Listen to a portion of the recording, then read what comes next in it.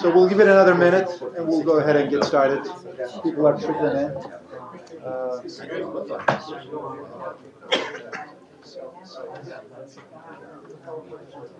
I hope you guys are ready for some really tough questions. Ready for some what? Really tough questions. A lot of people here are showing their back. Yeah. That's the idea behind the meeting. Yeah.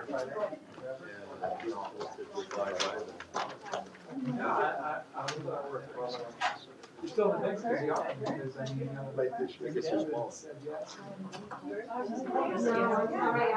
I ran out.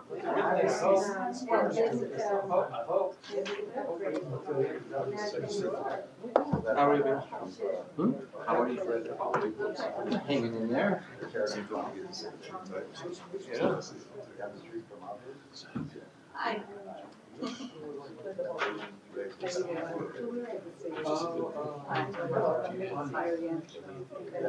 Yeah, they're going to use. That's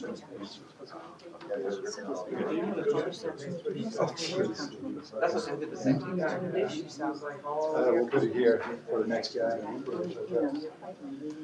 All right, maybe we should go ahead and get started. Good morning. Still morning, right? Good morning, everyone.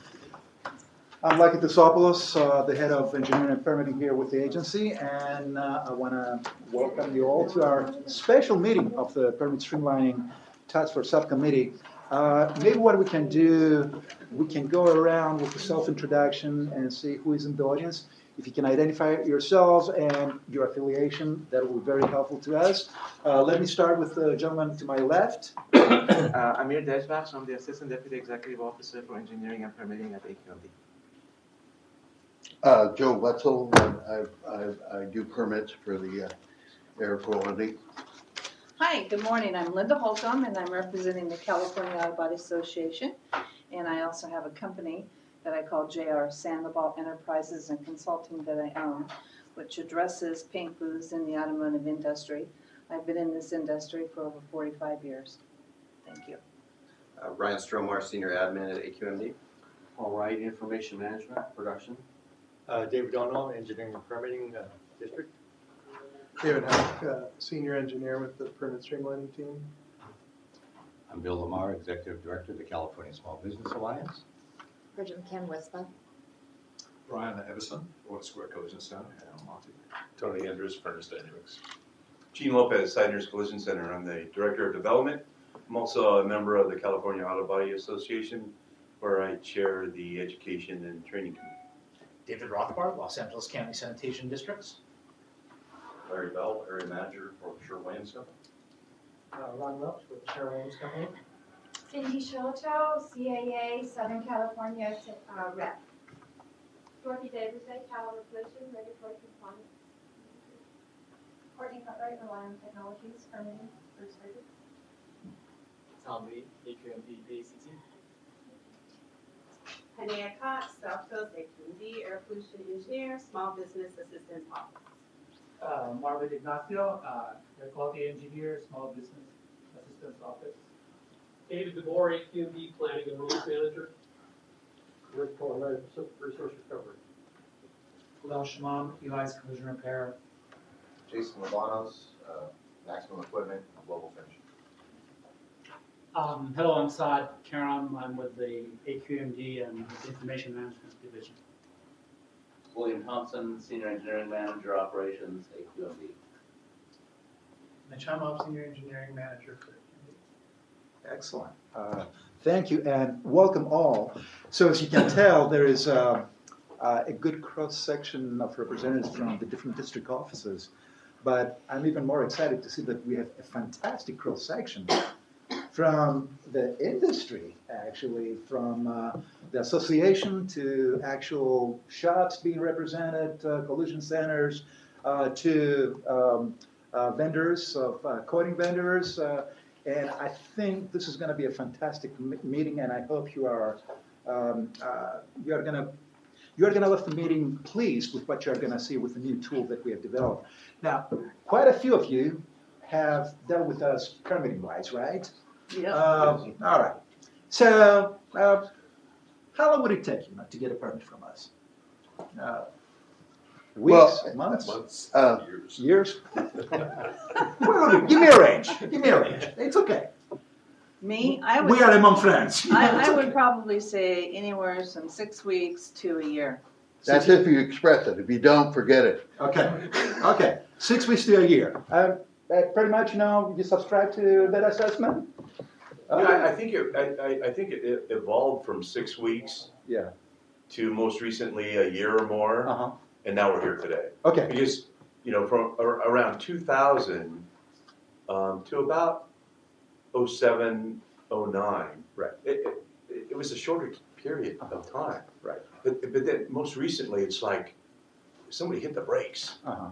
and it's taking much longer. Okay. So it's not unusual what I'm hearing, you know, and what has happened, our backlog, you know, went through the roof basically during that time frame. So in the last 2 years, we have been trying, and quite successfully, I should say, you know, to bring that backlog down. In the last 2 years, Bill knows about it because he's been attending those meetings quite regularly. We have brought the backlog down by 50%, which is good news. But along with that backlog reduction effort, what we have been trying to do is invest some resources to modernize our permitting and automate our permitting to the extent we can. So what you're going to see is we started developing some online permitting tools. We unveiled our first one maybe a couple of months ago, and it was a dry cleaning permitting tool. So this one that we are going to present today, and we are presenting for the first time to the public, is basically the online tool to deal with the spray booth permitting. So if you are below certain thresholds that we are going to walk you over, you'll be able to get your permit within an hour, depending on how fast you can type. Okay? And not only that, you won't have to interface with us. If you are below our thresholds, if you are away from schools, and you don't have to do public notice and everything, you'll be able to print your permit at your own printer in your office or at your home, wherever your office is. So it's going to be a dramatically reduced time frame compared to what you've been accustomed to. So what we are going to do today is we are going to give you some background on these automation efforts that we have been engaged in the last couple of years. And then in the second part, we basically want to walk you through an actual, you know, application of this tool. And feel free to ask any questions that you may have. And our goal is at the end of the meeting to get some initial feedback. We would like to unveil this tool and put it out in the public domain right away. Give folks the opportunity, you know, to experiment with it, get some permits for an next period of time. Get together again and get some feedback. Is the tool working fine? Does it need to be improved? What are some of the improvement suggestions that you may have? And it's going to be an iterative process, but I think you'll see, you'll leave quite impressed with the capabilities of the tool, and most importantly, the speed by which you can get to the final destination that you want to get. So without much ado, I'm going to introduce Dave Ona, who has been supervising this effort. And Dave, it's all yours. Okay. Yes, Yeah. Bill. I just want to tell you, I've been telling these folks this morning, we've been hanging out in the cafeteria, that this is really the opportunity for them to raise questions, and they shouldn't leave here, you know, thinking that, well, whatever's up there, we have to live with. Right. So if they have some constructive suggestions, or they see some problems, you know, this is the time to make you aware of them before this actually gets out, you know, for prime time. I agree 100%. And there will be certain things that we'll be able to do right away, and there are certain things that may take a little bit longer. It's okay. We still want to hear, you know, that feedback from you guys, because we'll keep working on this tool, you know, on its second phase and perhaps even on the third phase if necessary, you know. So it's going to be a dialogue. So this is the beginning of that dialogue. It's going to be an iterative process. And we'll just take it from there. And actually, I forgot to mention one thing. As much my office, engineering and permitting, has been working on this and testing this particular product. Actually, Saad Karam, who is representing our information management division here in the agency, him and his team are the ones who put this tool together, so I want to give him some kudos, some recognition on that. And I think your boss may also be joining us later on a little bit. So that's okay. So Dave, are we ready? Well, before we get started, we have the housekeeping message, which Thank you. is Please.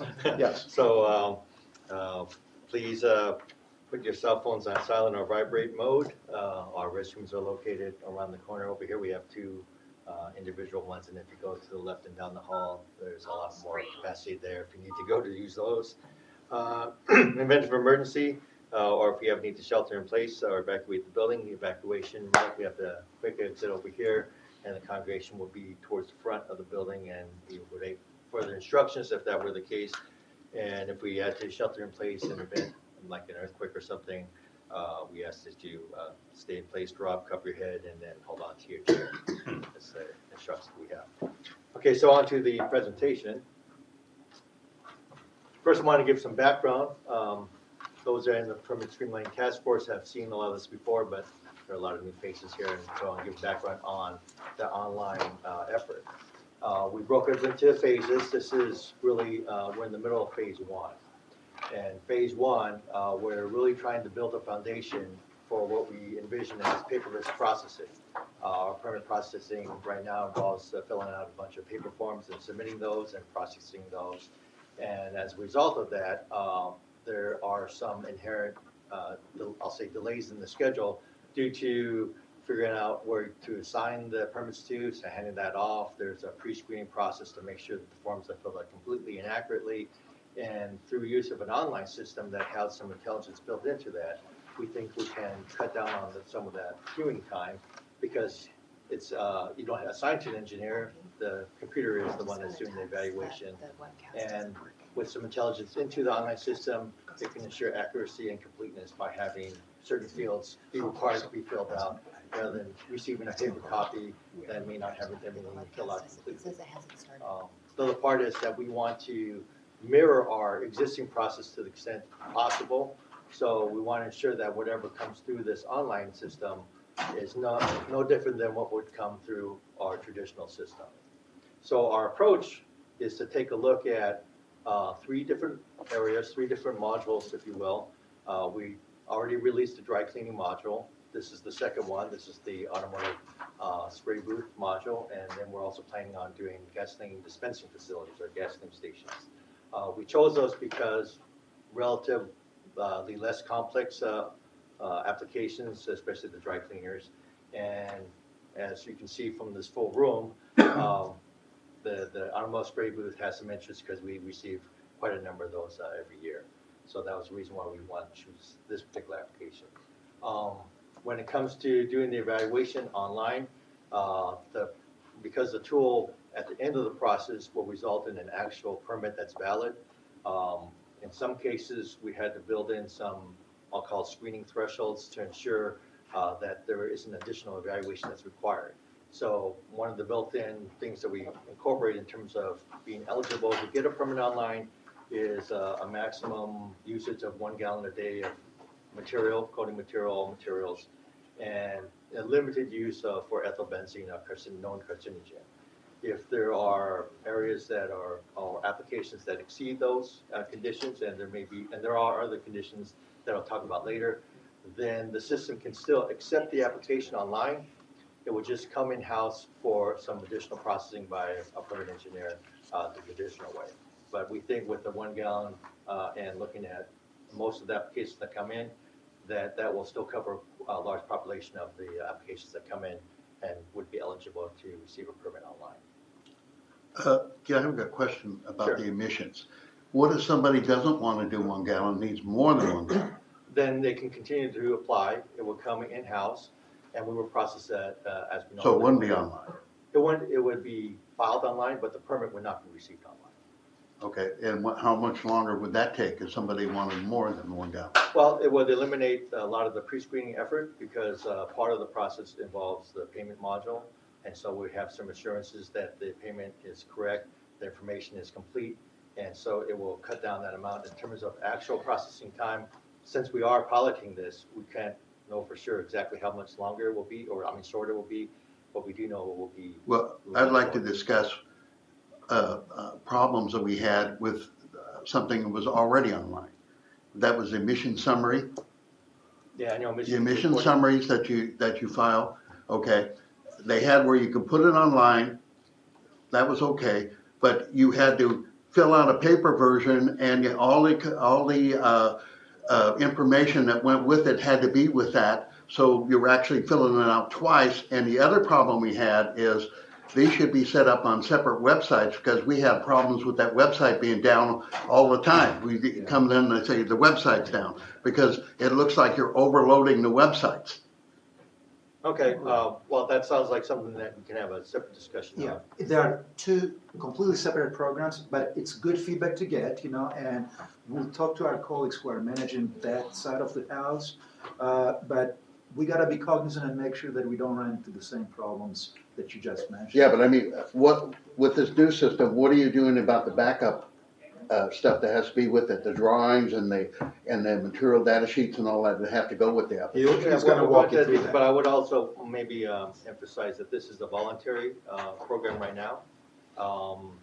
Right, we don't necessarily envision the other system. I think it's mandatory that you file online, right? This one we're introducing this as a pilot phase. We're going to have some back and forth to determine the pros and cons of going with this approach before we get to some point where it may. We envision at some point being paperless, but we also understand that there's what about the express system? Is that still in play? That when we do it online and all that, do you still have to express it? Well, if you do online, there really wouldn't be a need. If you. But you can only get 1 gallon. Is that correct? Right. That's the qualification for getting a permit online right now. So, if you need more than 1 gallon, you can't go online. Is that? You can submit everything online to us. Right. So no more paperwork. You don't have to deal with paper. You can still submit it online. If you want to go the expedited route, you can ask for that too. So that option is not being taken away. Well, wait a minute though. Mm-hmm. Have you changed the 22 pounds per day limit? No. Then in some cases that might be more than 2 gallons. Okay.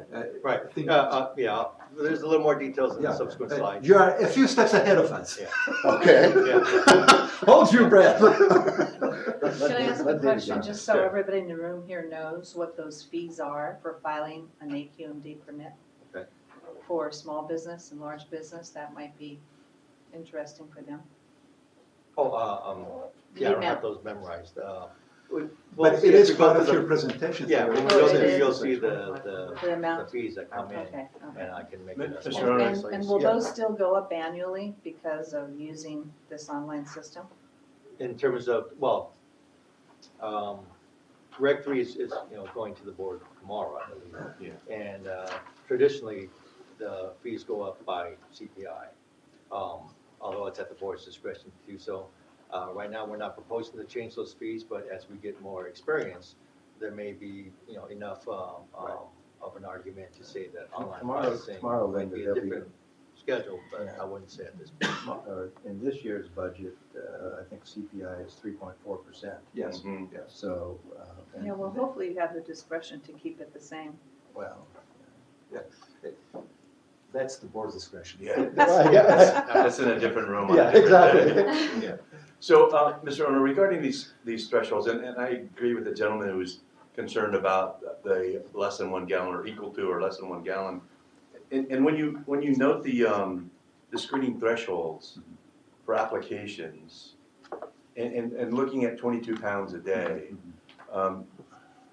and thinking of the automotive collision repair industry, I don't know of a repairer who would stay below that number. So I'm wondering, where was the threshold designed, or how did you come to that? Yeah. Equal to or less than 1 gallon a day. Yeah, that's based on our experiences from the permitting teams in terms of the number of permits that come through at that value or less. So that would be these three industries, the. No, just for the automotive spray booth, the 1 gallon a day. Really? Yeah. And the threshold has been equal to or less than a gallon a day? Not for everyone, but for a large. It's gotta be for one booth owners and stuff like that. Right. That can't For be the small production. guys. Yeah, for the That's small small business. One booth, 3 cars a day kind of place, because the average shop that has 2 booths and a press, They'll probably Double that. right through that. double that. Yeah. So that threshold is. Even those guys, like Dave is saying, they'll still be able to use the tool and submit everything online to us. They just won't be able to print the permit, in their office. Thank you. We'll send the permit to you guys the usual route, but everything will be electronic. Will you be issued a number on there as well, just not the actual hard copy? So in other words, if we go through the terms process and it's completed and you've gone through, but you can't print anything? Right. Is It will give you a message, and I think Dave's going to walk you There's through application that. numbers. There's application numbers and everything, so you don't have to start from scratch. Everything is going to end up, in-house here, and there'll be a message in the program, hey, you are above, the threshold, you'll be working with an engineer. Does this include also transferring of existing? No. Not yet. Not yet. But we hope as we progress, and people start using this tool and we start collecting electronically the information that we need to get in the next reiteration, the next phase, we'll be able to deal with modification, change of ownership and everything. Yeah. It's an iterative process. It's a baby step. So it's like phase 2? Yes. Yeah, I'd still, if it's at all possible, to go back and look at that threshold, it's just too low. If you want to help industry and you want to move us forward and you want to give us a permit in a day, if that's the outcome we're looking for, you can't have that low of a threshold. Okay. It just does not work. Yeah. Okay. Yeah, Yeah. you can have the boundaries, like the schools and the stuff Right. like that, but the quantity is. Right. Yeah. Okay. It's probably somebody with a non-heated booth. You know what I mean? Well, even if it wasn't heated, you still, you still have to look at, I think the number that was gathered, it can't be right. Unless people are giving you poor information or invalid information out of the gate that, oh yeah, we're only gonna paint a car a day, and we're gonna use less than a gallon of material. This is a gallon of material. This is sealers and primers and sealers again and base coats and then top coats. And with most vehicles today, there are perhaps 3 base coats and a top coat. It doesn't make sense. It just doesn't make sense. So that needs, I can't tell you enough, that needs to be reevaluated. One of the things that I've seen is in the field when these shop owners try to fill the paperwork out themselves, and it comes to the sheet where they have to put what their usage is, they have no clue.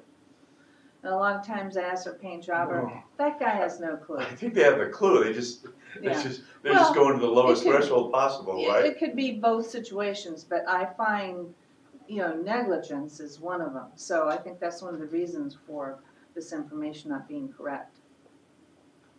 Okay. Well, the other thing is this is the pilot phase, and we're learning as we're going. As we get more experience, maybe we'll be able to increase that because we'll have more protective measures and more modules that we can build in that will accommodate handling of offsets and things like that. Thank you. Okay. I want to continue with the background part of it. I indicated that we did release the dry cleaning module. I just want to say that it is available on our webpage. If you go there, that's one of the first splash screens that show up. And as I indicated, we're planning on doing automotive, gas and dispensing facilities as part of the completion of phase 1. Again, there's no pages from our webpage that shows where it shows up in the permit section of our webpage. And if you click on those, it would give a description of that. We envision similar things for the automotive spray booth module, and at some point having a dedicated webpage dedicated for the online processing. Question, when are they looking to implement this For the online? Well, the dry For the cleaners spray is online right now and implemented. For the automotive, we're targeting as soon as, we plan on releasing this fairly quickly in what we'll call like a beta phase where we're looking for volunteers to help out and we can work with them directly to see how it's working. And full release would be more based on the feedback we get through this beta testing process. That's good. And I think you're concerned that just couldn't read that in terms of being mandatory, that will be much further down the line in terms of trying to have people go from paper fully to online. We don't see that in the near future. We see they're investigating that, but we definitely would not go in that direction without input from the stakeholders. This is like an express program for small users, is basically what it is? Initially, yes. Just to start with, they're gonna have different phases. Okay. Linda, Yeah. this is gonna be right up your alley. I mean, to be the penguin off the ice floe or something like that. If you've got a permit for somebody to, call them up and say, we'd like to try this out on this. And I'm sure you can get a lot of hand-holding the first time. We are gonna be doing a lot of hand holding. Yeah. If you need some assistance. Well, I love my hand to be held. You get romance and can't beat that.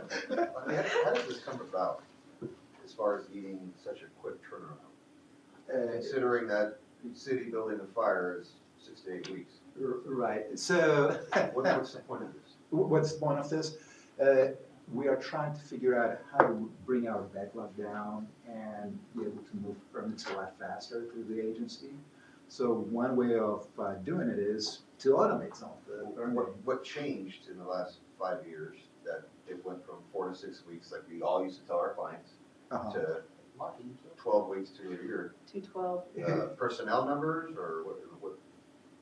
I don't think anything changed in the last few years. I mean, the last 2 years, there's a new sheriff in town. I'm trying to move things a lot faster. But from the regulatory side, I mean, anything changed, guys? From that slowed things down?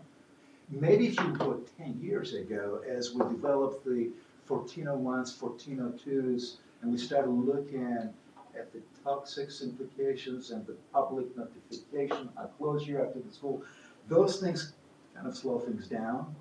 Maybe the personnel was another variable because we used to nurse pretty high vacancy rates that we are now trying to bring them down. And then there was the equipment shift, right? The low-NOx burners that were in place, and some of those were approved and some were not certified approved. versus not certified. Yeah. Maybe that was the other one. There was a lot of heartburn on that. When the water base came out is when the permit process started to slow down. And then you guys made everybody use a low-NOx burner to get pre-approved, so we did that, and now it's still taking longer. We have all pre-approved material, pre-approved equipment. Yeah. Well, we are trying to. I'm okay with the 4 to 6 weeks because that's about what it takes for the city. Right. Yeah. So to have a 1 day or 1 week. Not all cities, Jason. Yeah. I get you. So if you want us to increase the length from one. Yeah. No, I'm just saying. If we could get back to the old. I think I hear you. I got the Lockie, Yeah. we'd like to get back to the old days when El Monte would walk in the door and get one sheet of paper and 10 minutes walk out and you had a permit. That's what we would really love. I think that was before the 1401. This is before the 1401. But Well, I think can we can get there with come this. pretty close with this. Yes. Yeah. Yes. That's the objective. I'm hopeful. And what I want to add too is, even though maybe there weren't some specific regulatory requirements that affected this industry, they definitely had new requirements that affect other industries, and that kind of crowds out our resources that we have to dedicate to addressing those permits, and it takes time away from us to be able to do these permits. So to the extent that we can get a portion of them processed quickly, that frees up our engineers' time to focus on the remaining ones that are a little more complex. So there's still a benefit not indirect benefit in some cases. Okay, and there's another, well, what I'm trying to show here is that, and you may not be able to see here, but hopefully on the handouts, that we're making these in a modular fashion. So the dry cleaning one is up there and running, and what we're doing is we're building off of that to add these 2 new modules. And as you'll see later on, the way the process works is you'll have a horizontal progress bar, kind of like TurboTax if you use that, or if you order pizza online, which I do, you'll see the progress as you go along. The 2 pieces that are different is the E-form, or 400 E-form, if you're familiar with that. That's an equipment-specific form, but the whole application package involves some generic administrative forms. Those are going to be the same: 400A form, PS form, SQL form. It's the E-form that's going to change as we get new modules in place.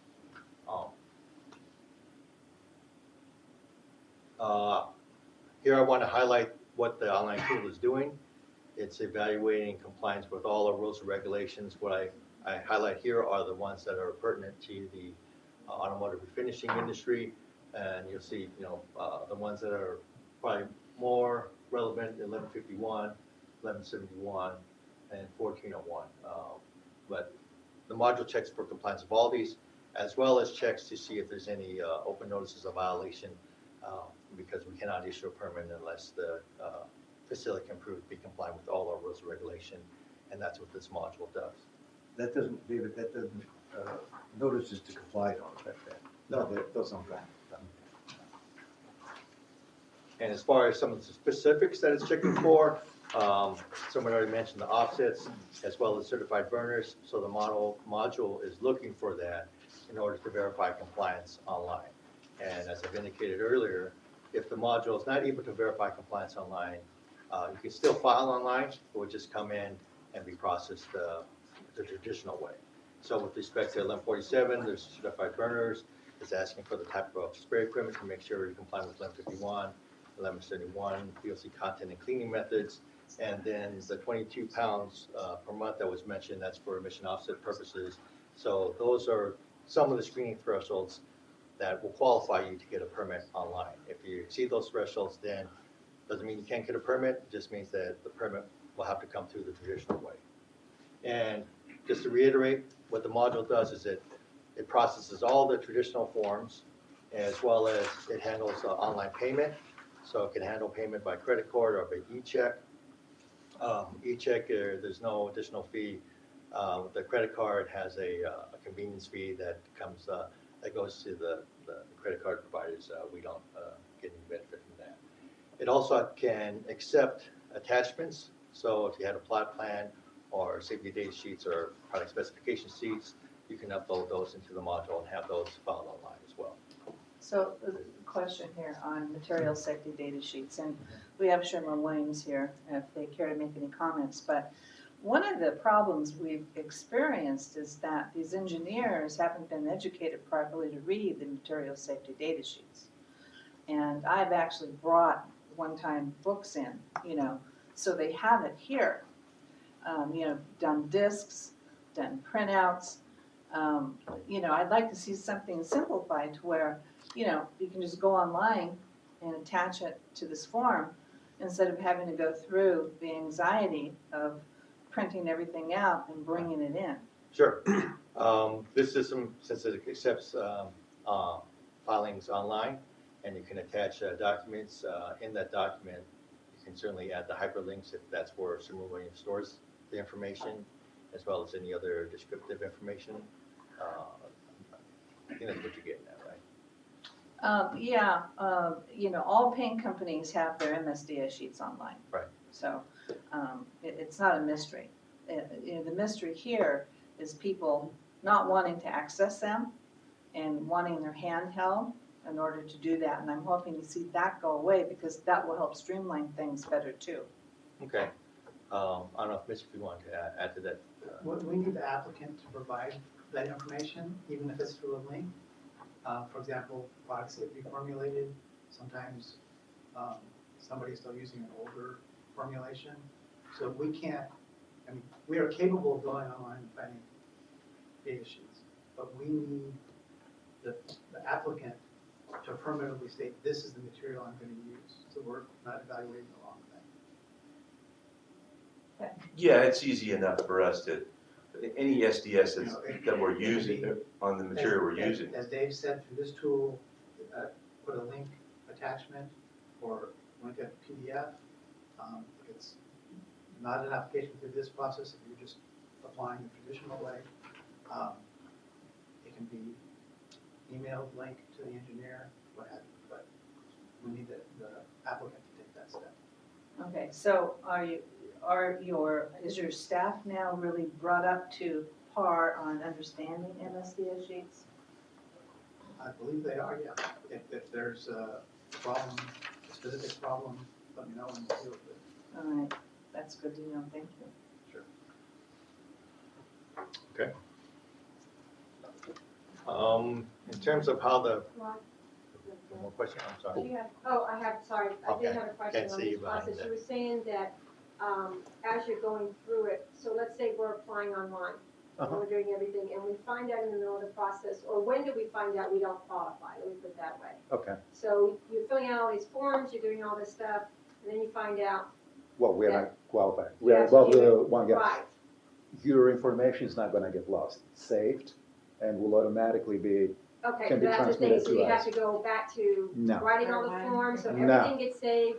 And how, is it after everything has been filled out that the system will tell you whether you qualify to do the process online? Well, or some, you do the traditional way? yeah, some of the thresholds, as I highlighted, we put them in instructions, the 1 gallon per day is kind of an easy one to remember. But there's other criteria that we'll explain in the directions. Some people don't necessarily see the directions, and some things are calculated.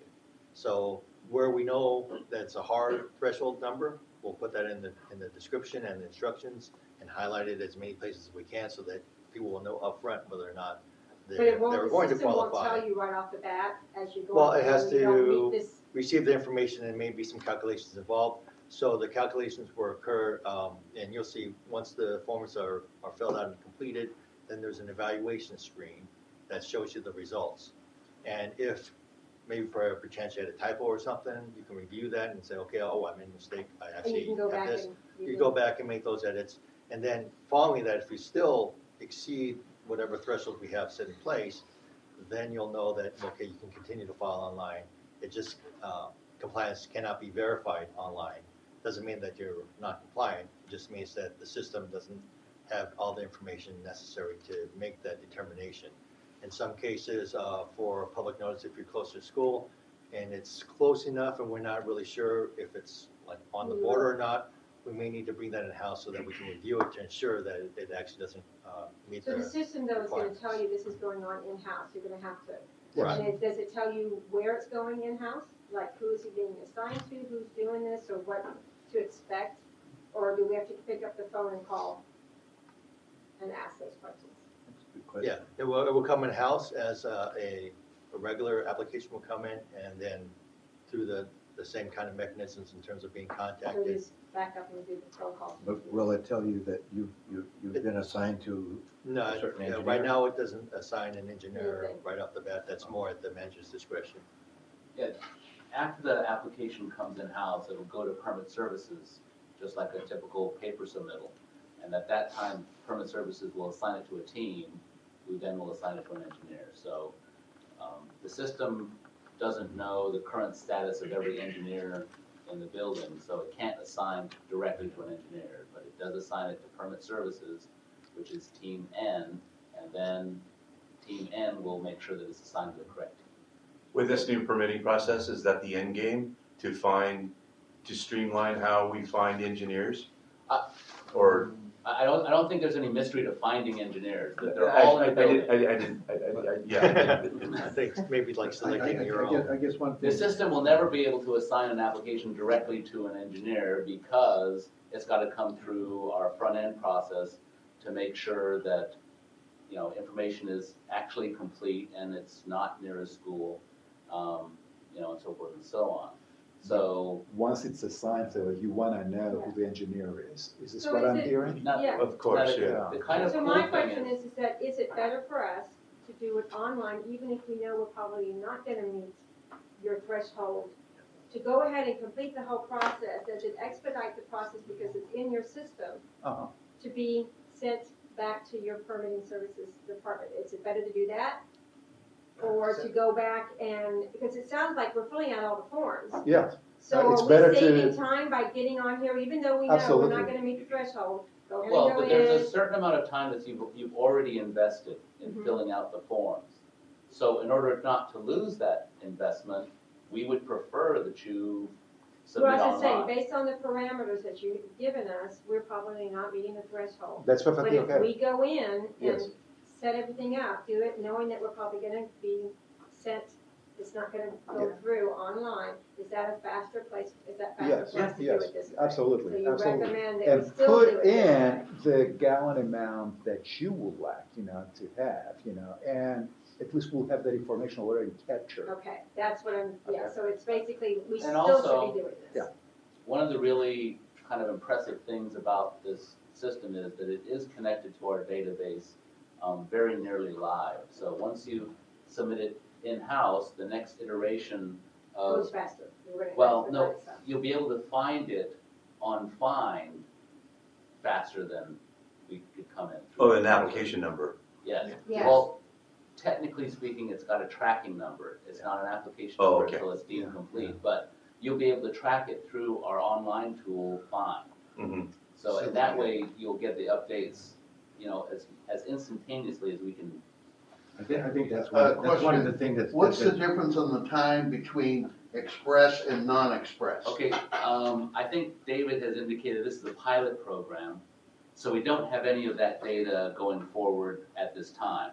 Once applications come through the door and we get to have that information, we'll be able to post that, on. But are people encouraged to go express now, still?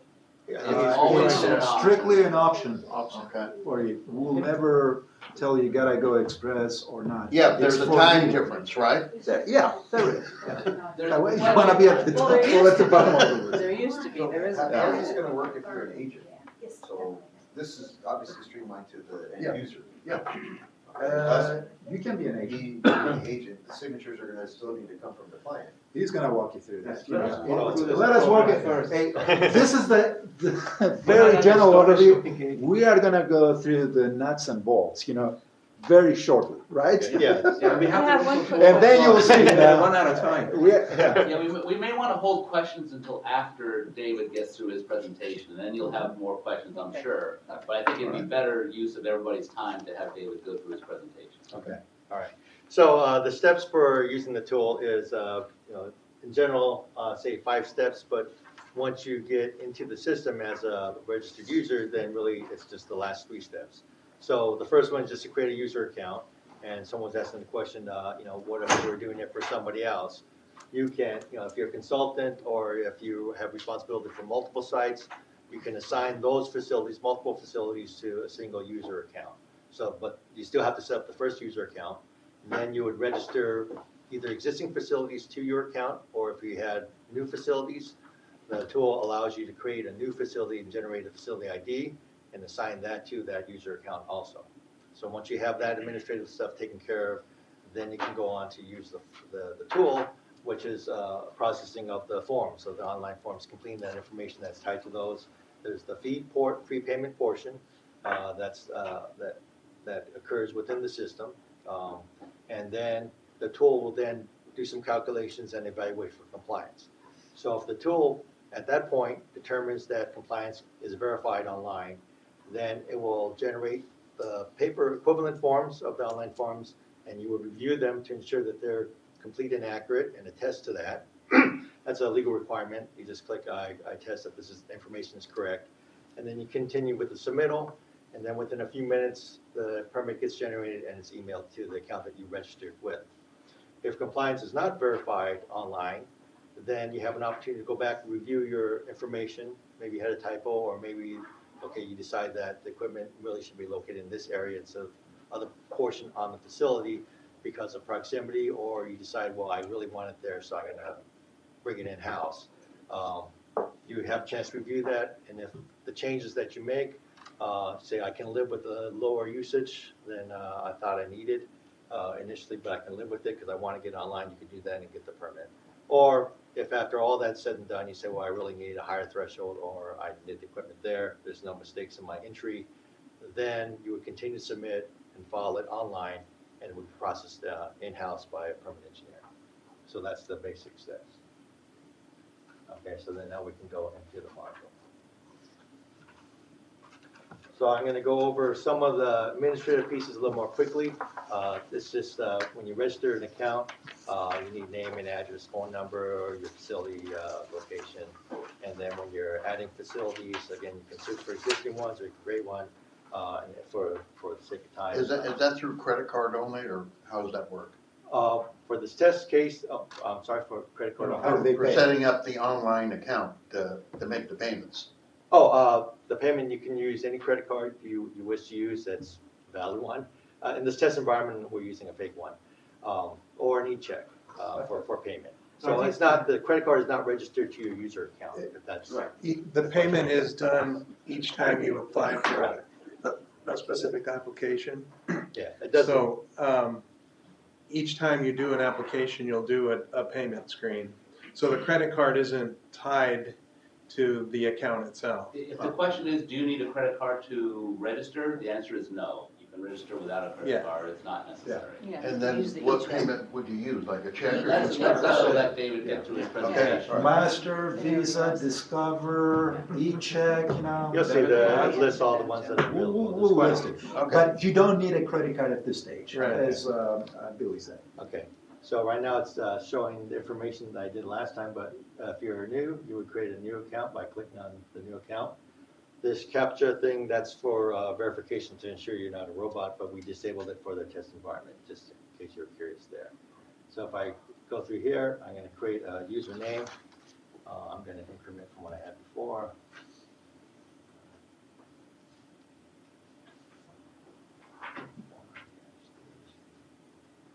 And you have to confirm. Okay.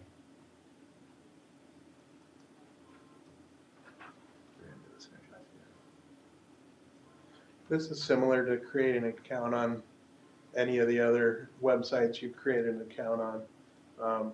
Like eBay or something like that? Yeah. You know, you're going to verify your password to make sure it matches. Same with the username and same with the email. Do you have these instructions like under the help? Yes, Then- we'll have those so under you the can help. have exactly what he's doing. Absolutely. We can Yes. pull them up. In fact, trying to do quickly. And we'll have Q&As, frequently asked questions, Okay, great. that hopefully, you know, we'll keep, you know, embellishing, you know, and improving based on the feedback that we'll be receiving from you guys. Yeah. And as I said, you know, initially, we are more than willing to do hand-holding. You know, so we can have those sessions, we can repeat those sessions in a different environment. So you have a designated helpline, so let's say someone's online getting ready to do this for the first time. Is there is it online help where you're Yes. typing in and asking for the help? Or is it actually someone you're picking up the phone and IT that's helping you walk you through if you have problems? There is the ability to put your question online and somebody's going to get Okay, back so to it's you. a live, Yeah. okay, that way. Okay. Now, once you register, you have to confirm your registration email. It goes through email for verification. That's to ensure that it has a proper email address to send the permit to. Without this step, there'd be less assurances that you would get the permit. So you would go to your email, which I set myself up here, and you would wait for the verifications.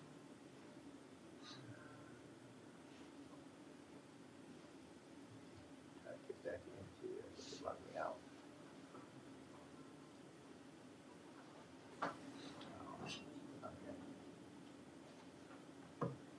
All eyes are watching you. Yeah. No pressure, Dave. Huh? No pressure. Yeah, This is why we want to have this. We counted this here. earlier, Okay. there is a hiccup in our system here, which I can verify through my phone if it doesn't work. And Mark will help you out with that. So I'm gonna go through my Gmail on my phone instead. No, it's a filter. It doesn't allow you to check Gmail from work. Yeah, it was working earlier. Of course, I have to log out of my old one.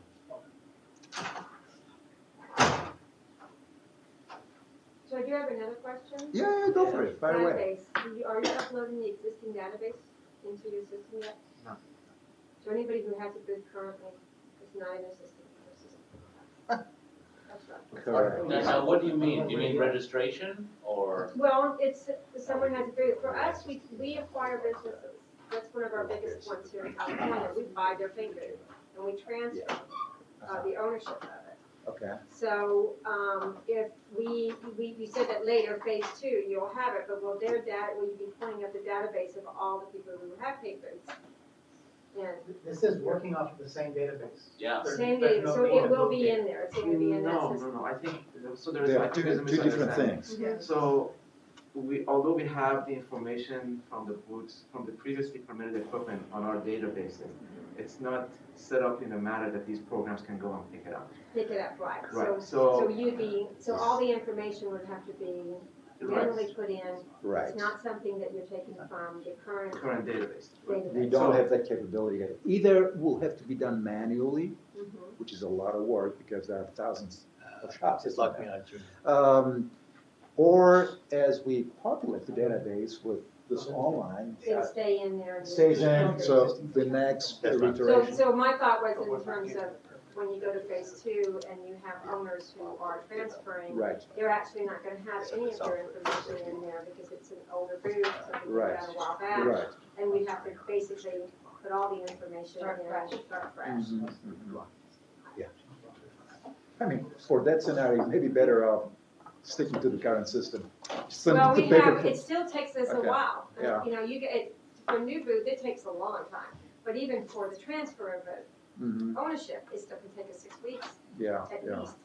Yeah. So, I would like to see data. If you have any of those that are taking 6 weeks, yep, this is the person. Okay. Yeah. because usually that means I do that the there's. transfers for. She does it, Okay. Reliant does the transfers for us. Okay, because usually, we have 2 data techs that do change of operators, and if there's not anything with like a delinquent fee or anything like that, then we usually get them out in short order. No, we have timelines, literally, Yeah. Reliant tells us. and this is Let how us, long it even is. though this is a different topic, let us converse after the meeting, you know, I mean, if there are roadblocks that we are not aware of that we can eliminate, let's have No, a we discussion. actually base how we acquire a business by the jurisdiction, how long it takes. South Coast Air Quality is the one that takes the longest out of all the ones we work with. And so we literally plan out our calendar based off of South Coast Air Quality's timeline, how long it takes them to transfer. So when you buy the booth, are you transferring the booth permit to your name? Yes. Yeah. Okay. You have it? Sorry? You have it? He's Yeah. he's Okay. relogging in So under. we're having good sidebar. Okay. Yeah, sure. While he's doing that. Okay. But yes, Reliant can tell you, she works for all of our, Okay. does all of our transfers.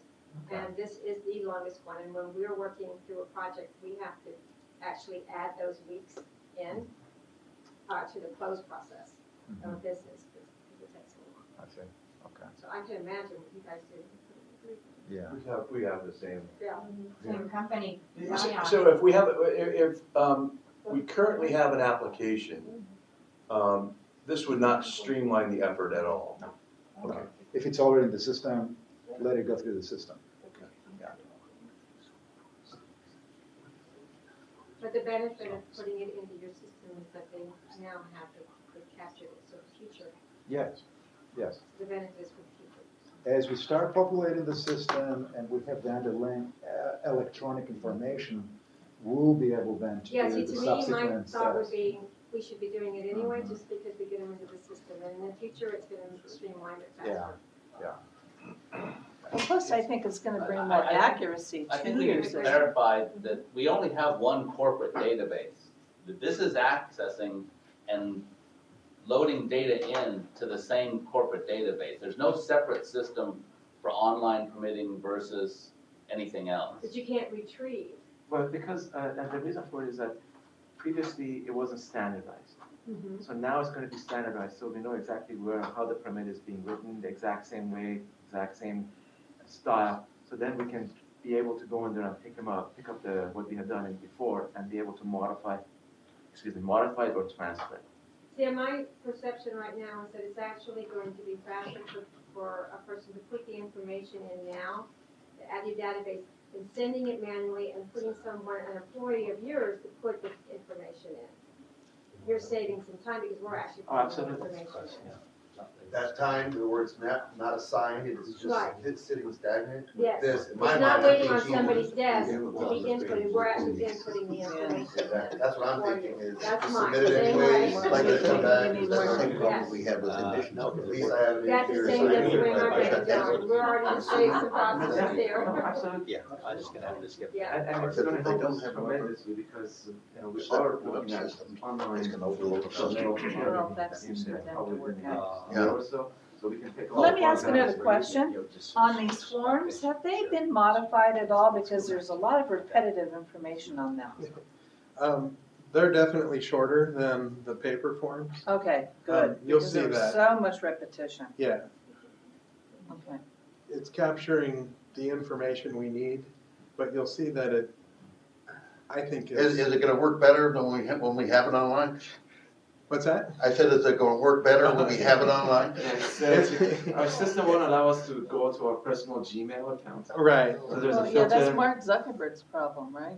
Yeah. Also our problem. You guys determine on how many users, is it gonna be an individual user, or is it gonna be a company facing? And if I pull up my user information, is it gonna show me history of previous applications I've applied Yes, for? absolutely. It'll have that database as well, based off the username, not. Based on your username, based on the person who's. So if I have 10 people at my office, do I create one username for all 10 people, or do I have it each? Well, It's up to you. As an It's up to agent. you. It's up to you. As an agent, you can create as many accounts as you need, and as long as they associate them with the same facility ID, then everybody Okay, can and you see said at all 2 of o'clock the they're supposed to have the drawing applications stuff. that Yeah. all submitted. Okay. And the process. So you cannot have two Well, let's agents hope he's on time. assigned to the same Yeah. facility. You can. You can, there's no two applications. No, see, now it's working. If you So, can't have two agent- agents, then what's The the point? agents can be assigned with the same, two agents can be assigned with the same facility, yes. Okay, well, something I know today. yeah, it's the first And I one, thought I knew everything. but doesn't have the confirmation. Now you do. But Now I I'm know. just gonna log in on a different one. Okay, I'm gonna use an existing account because of the blockage. Why don't you skip the registration and go straight to the program? But So as it's an not gonna agent, I allow us tell the to. client, you need to. When the client says, hey, where's my permit? And I say, well, you can log in to track it. Is that gonna be a guess? I guess so. He's gonna have to log in and associate himself with that facility ID as well. So I could be, so the agent There's three and things on the the, toolbar. and the end user, so those are the two, Or as many as or we as need. many as we need. As many as we need. Apologize for our security features. So as you can tell, the security features work, they won't even allow us, to go through. He hacked his way through. Okay. Where's your other thing? Because it's slow. Okay, so I'm going to skip over the registration, which is just basically entering your name, your address, and then assigning facility. I do have a facility assigned to this other account. I call it a test facility. So it's just generic. And you can see here, there's one that was in process that I had started. As you become a more experienced user and you may be working on multiple ones, you'll see a long listing of items here that are either in process or that were completed. And you can also have multiple facilities assigned to your account. Right now I only have one assigned here, so the pull down only indicates the one item. David, at what point in time does the system give you a tracking number or control number? At the beginning? For facility ID, it would assign, if you created a new one, it gives it right away. Right away. Right away. And then in terms of starting a new application, you'll see, if I'm creating right here, for this facility, I'm going to go to the spray booth. Right when I do this, A couple screens. yeah, in a couple of screens, you'll see the application number up at the top, of the tracking number up on the top. So as I'm creating a new one, I want to point out some features of the program. As we indicated, the instructions will have a FAQ and screenshot instructions available on our webpage. when we release it, within the module itself, there are instructions as well. And you can hide the instructions if you choose as you, again, become more familiar, if you wouldn't want to crowd the screen. As indicated before, there's a horizontal progress bar that will be at the top. You'll see it in the next screen. And the way it works is if it's open, then you haven't started that task. If it's half filled in with a different color, orange here, it means that you started it but haven't yet completed. And if it's a green check mark, then that part of the process has been completed. And there's also, we indicate here the how to contact us if there's issues that come up with the system. As we get more sophisticated, we may expand it from an email to maybe a phone or a chat line. But right now, we're just doing the email. Is there someone dedicated on the other end just for the emails that are coming in, or do you anticipate a 24, 48-hour turnaround for a question? What's the... Well, right now, we check it in the morning, at noon, and then in the afternoon for the dry cleaning module. That seems to be working for that one there, not as frequently in terms of the number of applications. Again, as we get more experience, we may change that around to have someone fully dedicated to that, or possibly a phone or a chat line. Okay.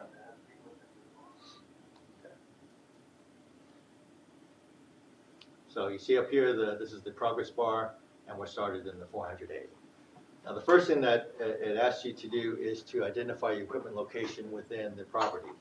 And so it indicates here on the instructions, in the screen below, there's a map. It's covered up with instructions, which I'll close.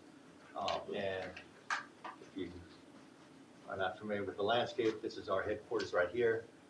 My test facility is this insurance, I think it's Allstate or State Farm, that's over here.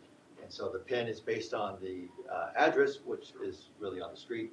So to give them more specific, you would click where it's located on the premises, and then it will relocate that pin to give more specific location information. And that information is used to determine proximity to sensitive receptors or to schools, because that's some of the requirements. If it's close to a school, it's going to trigger public notification. And the calculations associated with toxic risk for carcinogens is based on the pin location and proximity to other. What map is that? It's the parcel map is based on SCAG data that they generate from the cities, and the other underlying mapping information is provided by a company that we use. It's Esri. They provide the GIS services and the map calculations. Garmin. Esri. They're in residence. Okay. Some of your guys' mapping programs, I'll call out a school on an application, and then you say, there's no school there. Well, we don't have any mapping program. How current is it? Is it real time? The Esri map is real time. The SCAG data, I think, is refreshed every 3 years, and we're looking at other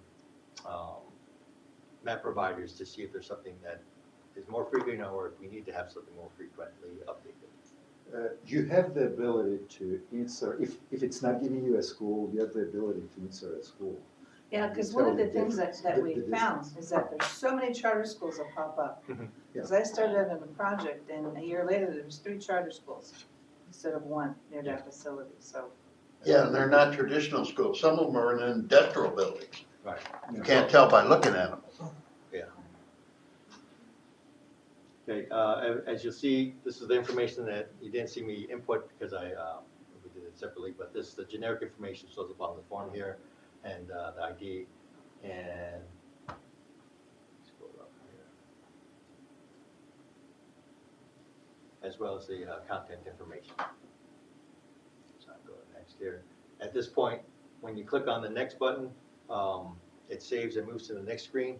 There's also, if you want to save intermediately, maybe you called away or have to go back and answer the phone, there's a save and exit button also right here that just saves it at that screen. And if you exit and come back in, that information is saved from that point on. And the next button also saves, but moves to the next screen. And it will time you out after 20 minutes for security purposes, but it saves at that point as well. You'll just have to log back in. So we'll go to the next next screen.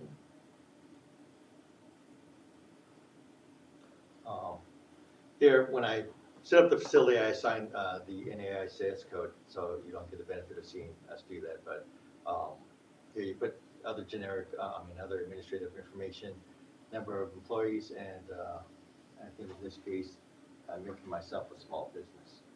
And I did that when I registered, but it carries that information over. Okay. I should point out that on these forms, there's an asterisk on some of the fields. Those are required fields. If you leave those blank, the system will prompt you to fill those out. I'm do that right now. And then when you click next, it will. Does it automatically calculate the fees? Yes. Okay. Hey, Dave, as you go through the fields, can you tell us, what the fields are all about? Because many of us are having a hard time reading it. Oh, okay. Yeah, I was going, these are more administrative, so I was going quickly, but. Need your magnifying glass. Well, I didn't bring my computer. On your computer, you're able to zoom in and out. I could do that. Like on any other program to make the screen bigger. Is that better? Yeah. A little bit, yeah. Okay. Okay. And then, makes it almost. You got a few gray hairs in this room now. Yeah, I can't see either. That's why my glasses are at an off angle. You got an error message there. Yeah, I blanked it out and then I added it back in. Oh, So okay. when I All save right. it now, the error message should go away. Okay. Okay. Now we get to more interesting information. So the application type, the system right now can handle new construction or equipment that's on site but not yet constructed, and equipment operating without a permit. And to your point about the fees, that involves a higher fee that gets calculated in if you selected that one. For our purposes, I'm just going to go with the simpler new construction. Wouldn't that be a good opportunity to have change of ownership at this point? I think in our future modules, we'll look into doing that, but change of ownership isn't necessarily that straightforward in some cases. So there may be some verification steps required. So we didn't include that with this particular module. Thank you.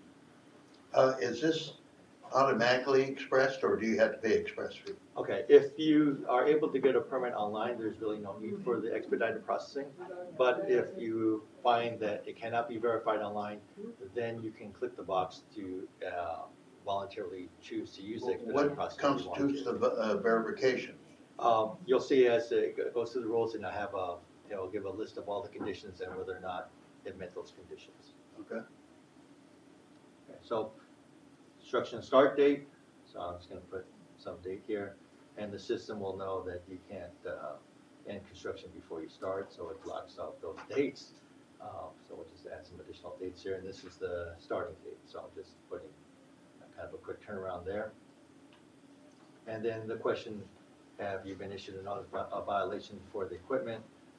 Again, if you have a notice of violation or an open notice violation, it tells you right away, well, then you won't be able to get a permit online, but you can still submit, continue to submit. And the system also checks in the background if there's open NOVs in our system, which will then trigger a note that verification cannot be shown online, and therefore will have to come in for processing.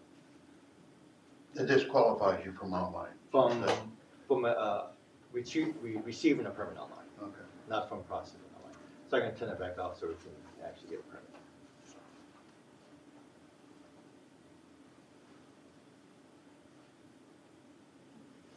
Are you submitting this as if you were someone who doesn't qualify for the? Oh, I'm doing it so that we'll qualify. So when you have an opportunity to do it when you don't qualify, since most of us do what it says? Yeah, provided we have time, we can go back and Yeah, just. disqualify on Yeah, purpose. so we know what it tells us. Sure. Bill, to your question, it just, when we entered the screen, it created the application tracking number. Right. Which is now next to the FAQMD up there. I see, Oh, yeah, great. 17.3. So that's very early in Right. the process. Yeah, that's the ID number and the application number is down below.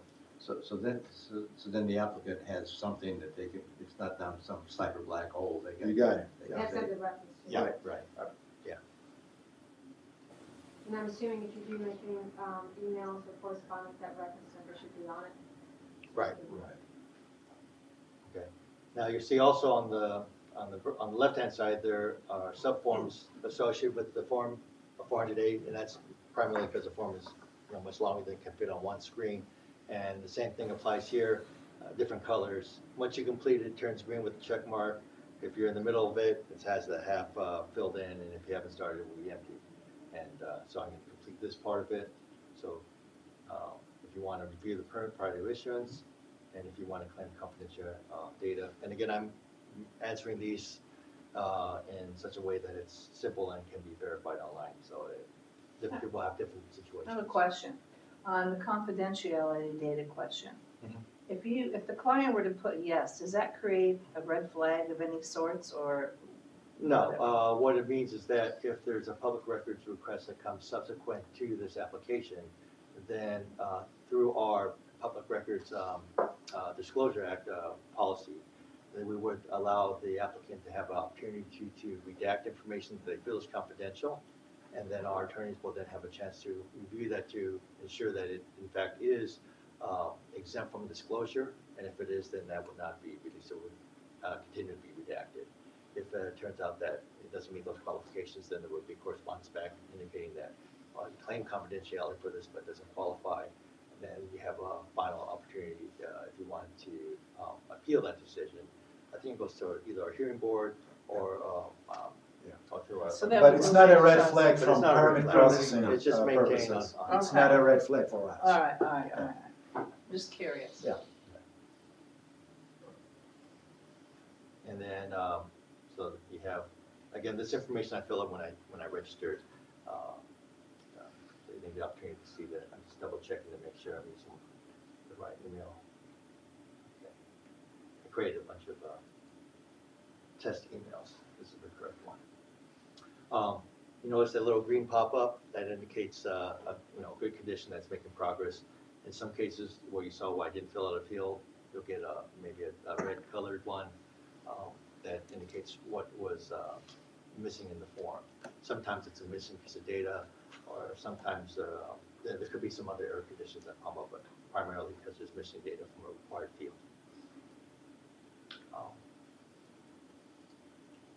So we're on to the PS form. I just pointed out the green filled checkbox means we've completed the 400A. So we're on to the 400 PS. But right now, it does not detect any schools. Remember, I mentioned it does a check for schools in the area.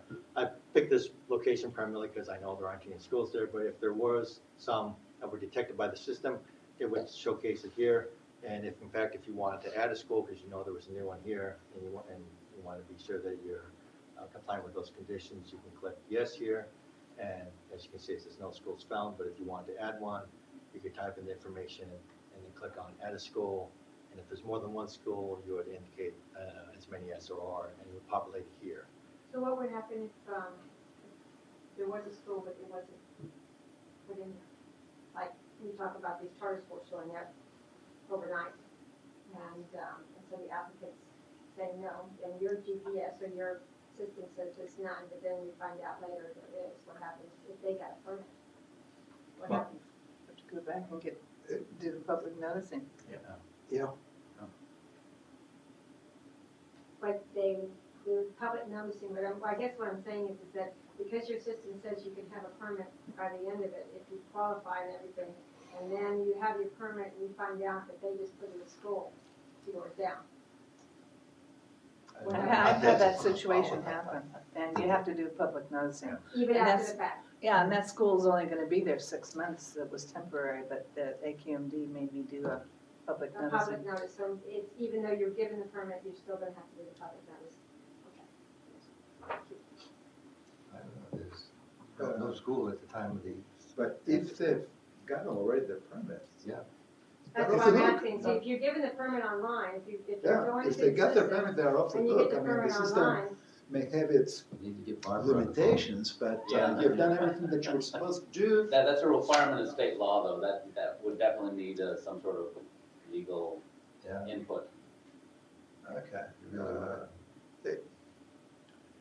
Okay, hold it though, manage to do some additional, close correction internally, but from my vantage point, you've done everything you were supposed to do. You check all the right boxes, and the system did not give you any Our goal score. is to stay in compliance. Right, We're not there to right. make trouble, we're there to do what's right. And if we find out This- after the fact, after we the got it, and if there's actually a school just went in, how are we supposed to proceed?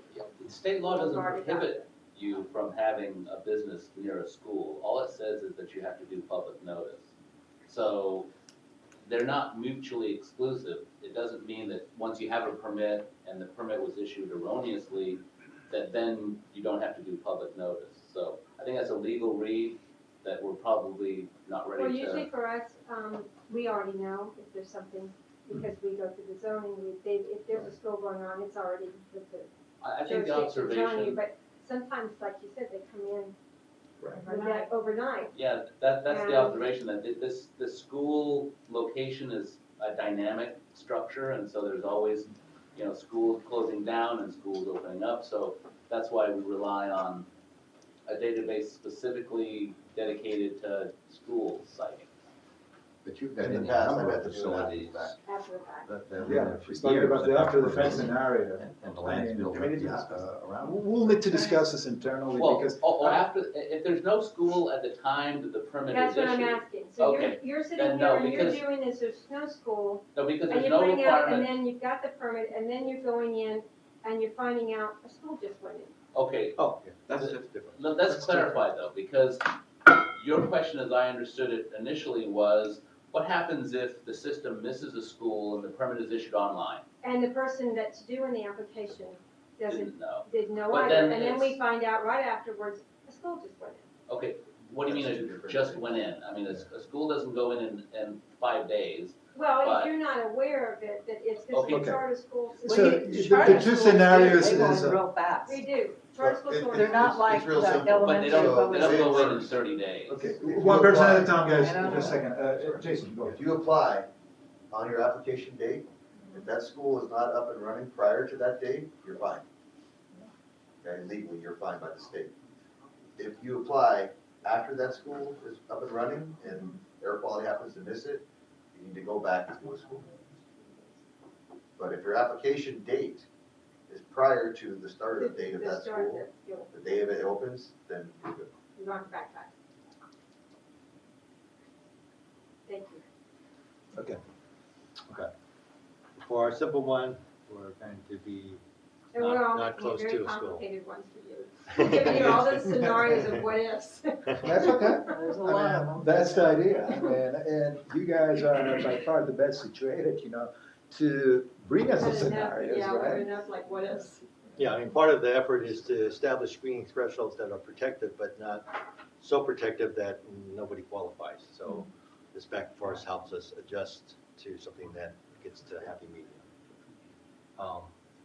Okay, continuing on the PS form, and ask for stack information. So I'm gonna put in some information I pulled from a permit that was issued under the traditional process. So stack height, closest building, diameter, stack flow, and stack temperature. And I'm going to have a air-dried booth. So with no rain trap, vertical orientation, and proper stack height, or good engineering practice stack height. Now you can see here, these are the distances to the receptors as determined by the system. So this is distance to nearest residence, about 1,400 feet close, and then distance to nearest business, and distance to nearest sensitive receptor, and that's calculated by the system. I have a question. It says is rain cap present. Just FYI, we really don't use rain caps very often. They're damper caps. Okay. So, Just a terminology difference? No, but No. the damper caps are a butterfly cap Right, that opens right, right. up. Yeah. But you'll be surprised, some of the cities now require the exhaust stack to go horizontal. yeah, 30 feet from the property line. Yeah, well, and some people actually use caps. And then also remember that some of these programs that are being developed, it's developed for that form, so it may not be applicable to your facilities, but in generality, they might be applicable to all applications when we go for online for all the systems. Okay. Do you think there's a need to define what a rain cap is so that there's not confusion between the damper cap and rain cap? I would say so because there really is a difference in the way both of those operate. Right. Okay. And what Amir was saying, that this is from our 17B form, which is for spray booths, not necessarily just for automotive spray booths. So, but For this, for this module, we can. PS actually, which is Oh, different. I'm sorry, from- PS. Okay. I'm gonna go to next here. Okay. And then you can see that the green buttons were completed. We're on the SQL form. The SQL form has, it's split into two pieces. There's a kind of a screening within the form to determine if you're exempt from the SQL process. That's his first set of questions.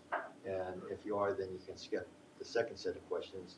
I'll do that. So every SQL project has a project name. I have another question. Are any of these forms ever going to address NOx issues, NOx emissions on the paint booths?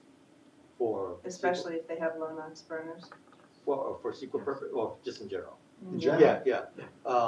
In the subsequent form, there's the questions on whether or not it's air dried or heat assisted, and then therefore tied into combustion source if there is one, and then associated NOx criteria for 11.7. Okay. So I'm going to go through these quickly, just because the SQL form is quite lengthy, but I'll describe. In essence, in generic terms, if you're exempt from CEQA, then based on these criteria, then some of the other more calculated, intensive evaluations don't apply, and that's the second form. That didn't allow to show, so I'll put the nose here.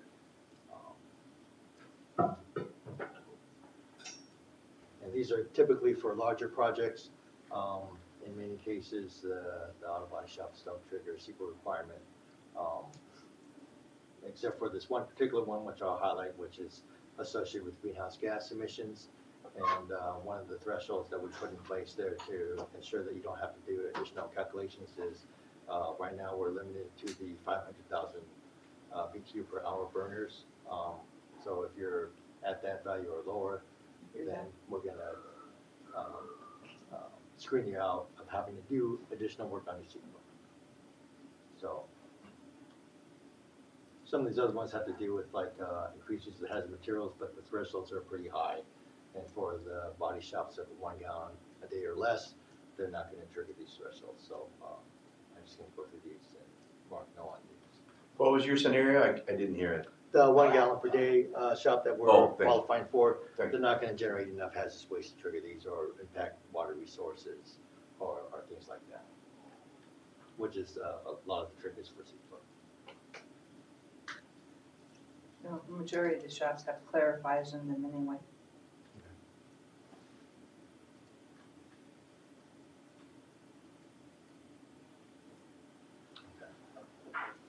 So now we're on to the more equipment specific, the 17B form.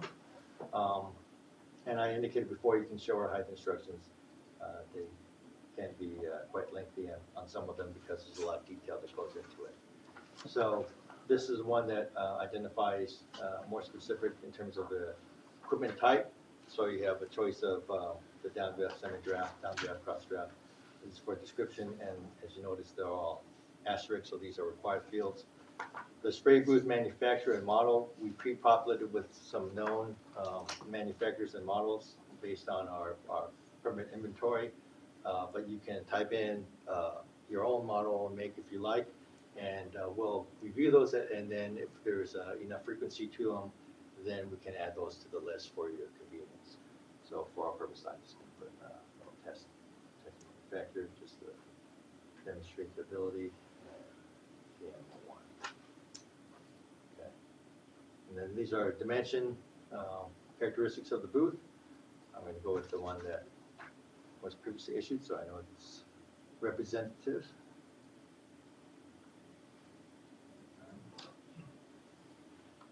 Okay, so height, width, length information. Then asset information associated with the fans. With respect to fan details, because you might have more than one fan of differing dimensions, you get this green button. Say add multiple ones, you would put the information here and click add, as for as many fans as you have. So in our scenario, we're gonna go with one fan, the diameter 3 feet and 2 horsepower tied to my booth. If you'll notice on a lot of these fields too, as you hover over them, there's parameters that, a high and a low. Thank you. To try to help eliminate mistakes, putting extra zeros or something like that. Yeah, I did mention in the beginning, but I should emphasize things, Dave, that these fields have some intelligence built in terms of quality control, so you don't add interior erroneous information, something that's outside a normal parameter for that type of booth, so you don't have like a 100-foot booth.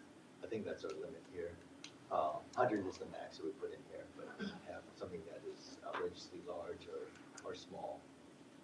And that's just because we anticipate we might have typos. So this is asking for inside dimension?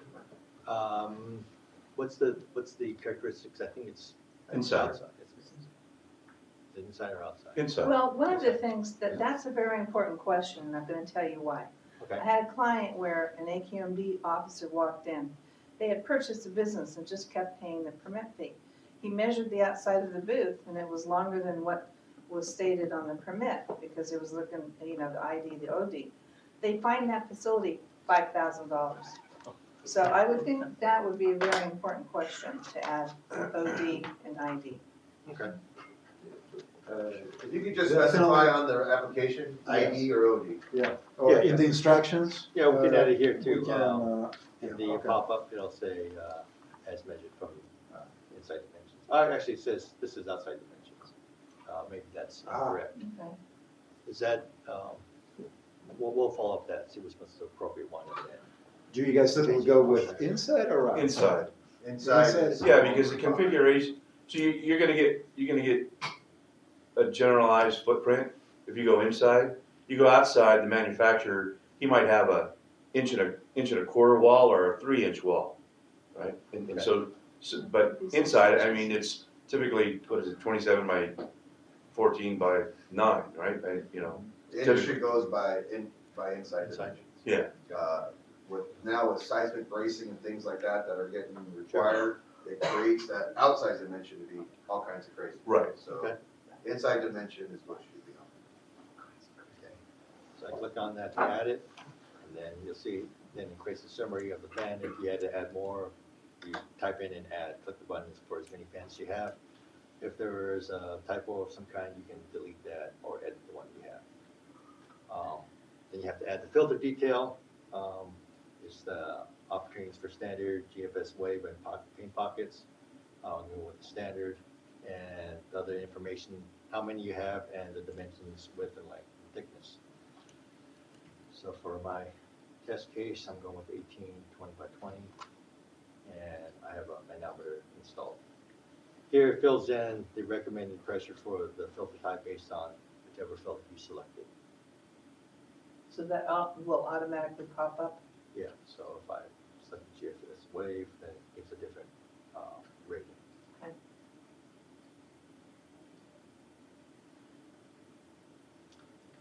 Then the operating schedule, we're going with the default of 8 hours, 7 days a week, and 52 weeks a year. But they can change. Oh, Yeah, that's- I want to interject something on this issue. Okay. It's extremely important. Because you guys think that everybody operates a paint booth and paints 8 hours a day. They don't. The average is about 3 to 4 hours a day. Okay. So the numbers that you've skewed really are incorrect. And, you kind of need to know that, and we need to work on changing that. Okay, I'll let Mitch follow up a little bit on that, but if we use a different parameter, typically that requires demonstration for compliance purposes, which typically requires a record log of. Well, it's pretty easy because most booths have timers or they have record logs, and all of that data is input in a computer on usage when they use it. Okay. Did you want to follow up on that? For the purposes of what we're doing here, the hours per day doesn't even really matter. Because the limit on the permit is going to be based on gallons, not on hours.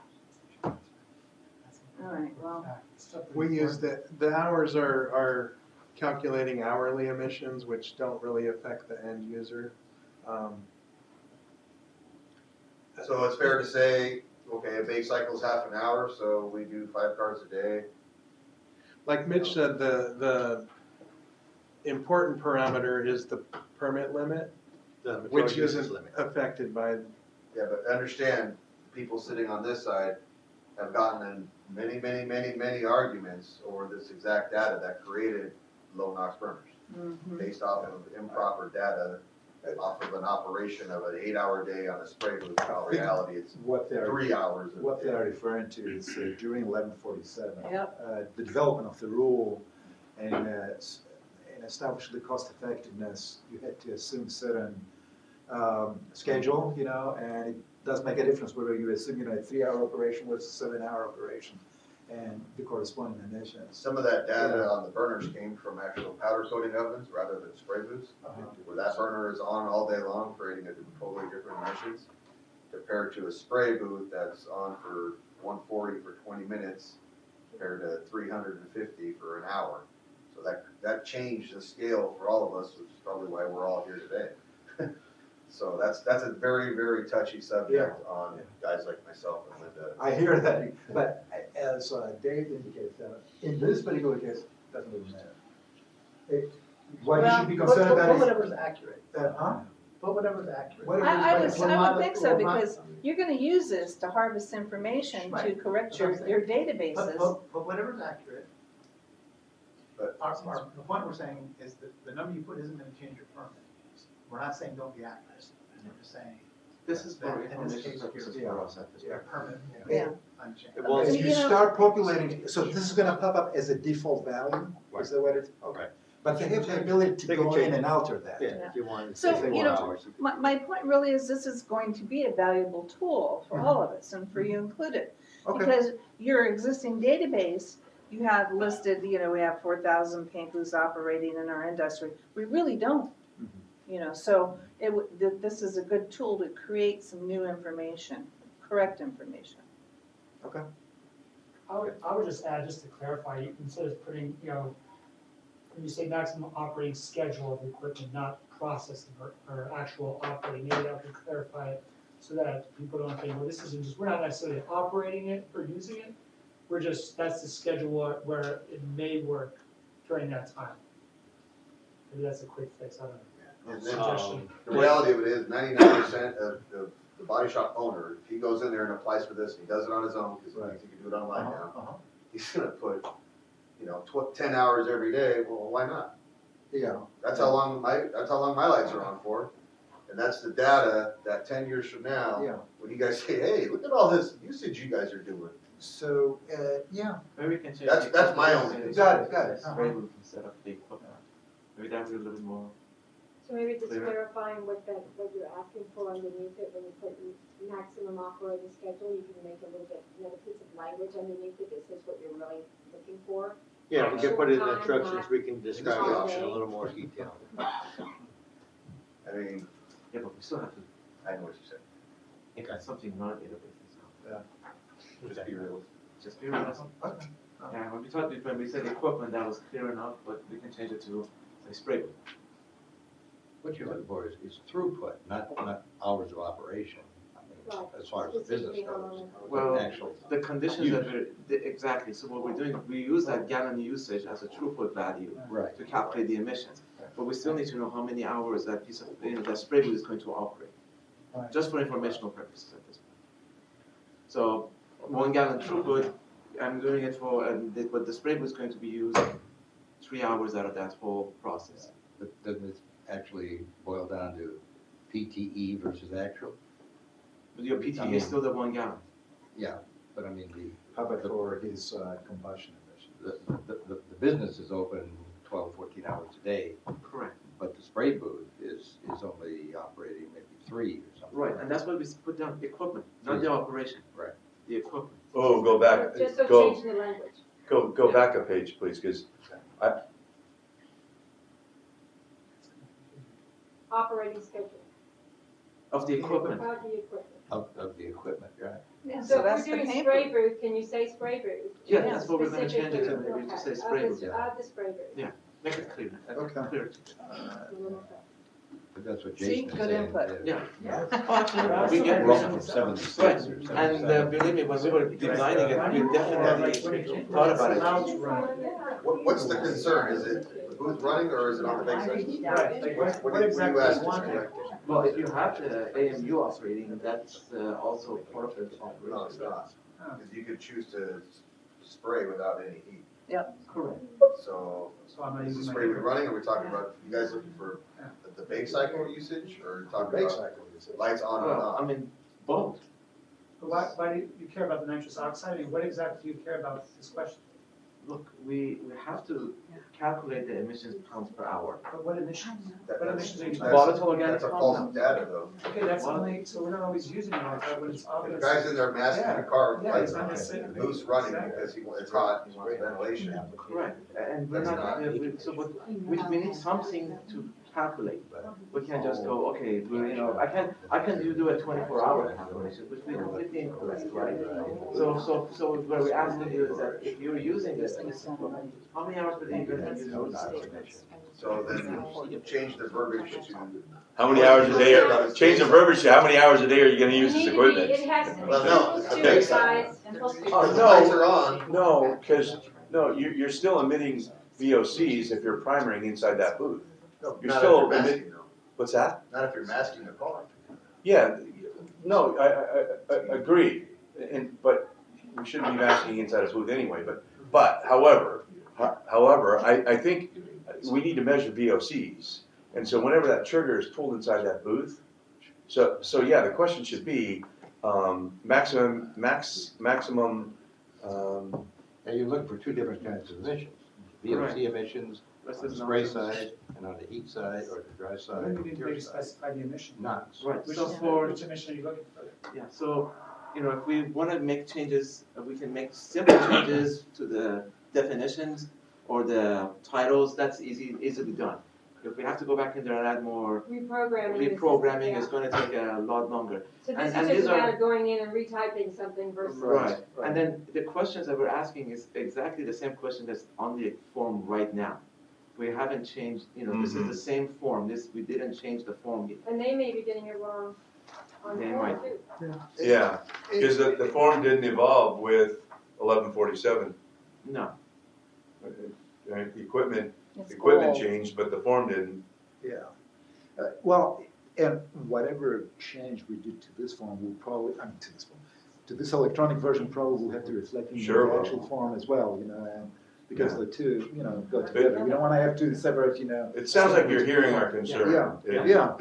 So for all practical purposes, how long do you use the spray booth? Not the AMU, the spray booth. The average is probably 3 hours a day, and that's pretty much the average, the standard average. Well, that's, And that's even a lot. I think what I'm hearing is that there's two different things, as Mitch pointed out. How often do you spray and how often do you use the heater? Mm-hmm. So I think maybe in a phase 2 of this, we can expand that. If you're willing to, you know, commit to that data and you want it identified You that want way. the data captured, you know. Yeah. You may have to split the question into two. Right. Well, yeah. It adds complexity to the program, but if it's more accurate, then it may be worth doing. And we even have clients that are using non-VOC paints It's the now, only way you can. you know. Actually wrote on my notes, Yeah, you I'll know, my switch manufacturer put a burner timer. So just Oh, it's so I can happening. monitor the burner time. Yeah, well, the burner time, we do a different Okay. calculation. So the next part of the form is Yeah, actually I need to get my perfect to putting incorporate that in our specific control information in the panel. spraying. Burner system. So you have method of application. Hours. I'm gonna choose HPLP. And there's a VOC content for the cleanup solvent, as well as a gun cleaning method, and I'm putting in compliant methods. Here's where the dry method comes in. To simplify it, we're gonna go with the air dry, but we can go back, if we have time to show what happens. I'll show you what it looks like if we have a spray booth, but I'm gonna default back, a heater. Then when I ask you additional information on the heating element with respect to certified units. for our purposes, I'm gonna go with AirDrive, but you can see the fields that it will be asking for, AMU manufacturer, AMU model, and then with respect to the So you have to burner, pick one manufacturer. you have to pick one first, and then it will limit the list of available models. Right, stop slipping. And then the burner manufacturer, of which we have one that's certified and the models that's associated with it. As we get more, after I select it, as we get more, then we'll populate those with additional certified units. Is that being worked on? The addition of more, that would be, which team handles the certification pieces? We were supposed to be working on manufacturer's guarantees too, right? Yeah, I know, yeah. I So lost track of the latest for one. the AMU, the certification process goes through our coding team. However, the actual verification is done by our source system. And then, but all the approval letters go through, comes from the coding team, from the engineering basically. See, do have a compliant one in here, so I'm gonna enter that information.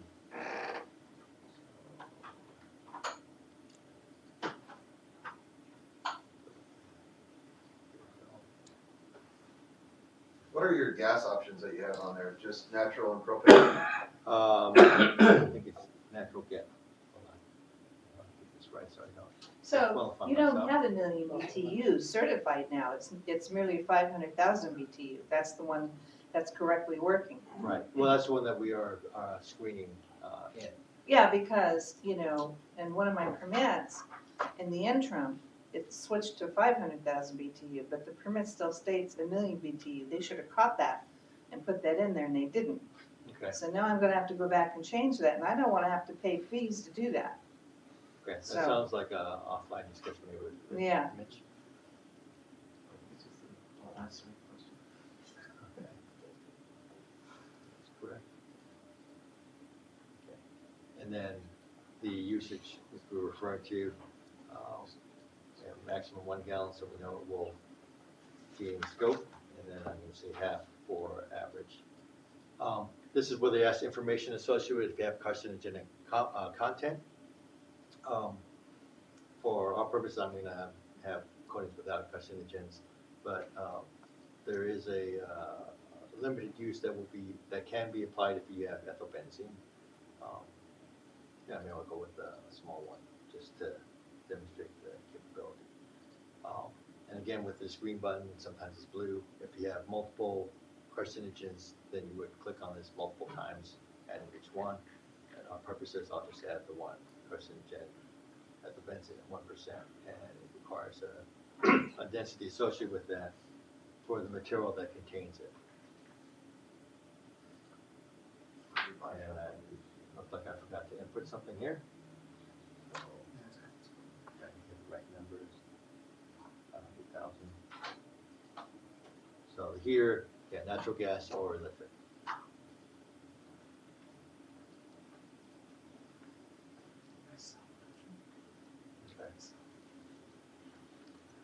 Okay. I think that's meant to cover like infrared heating elements. I don't know if you guys still use those. So the summary Very table here. seldom. Very seldom. So Used to be popular years ago, but people don't use them anymore. okay. So then after that, it provides a summary of all the information. You have a chance to review your input. And again, if you had something that was misentered, you can go back to the other screens to re-input that.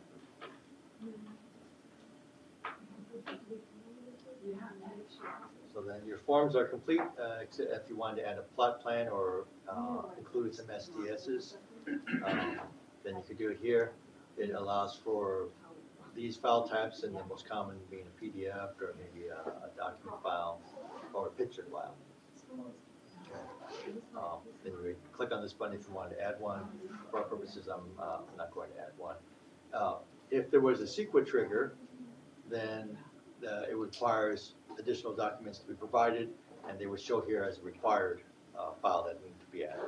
But for our purposes, the SQL did not apply, so we don't have those additional conditions.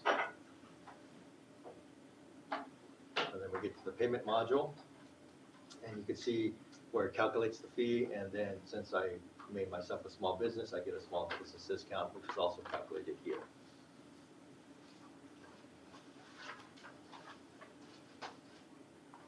So, when you want to make a payment, then it triggers our external payment module, which is already in place for other fee payment purposes that we've integrated in with this system.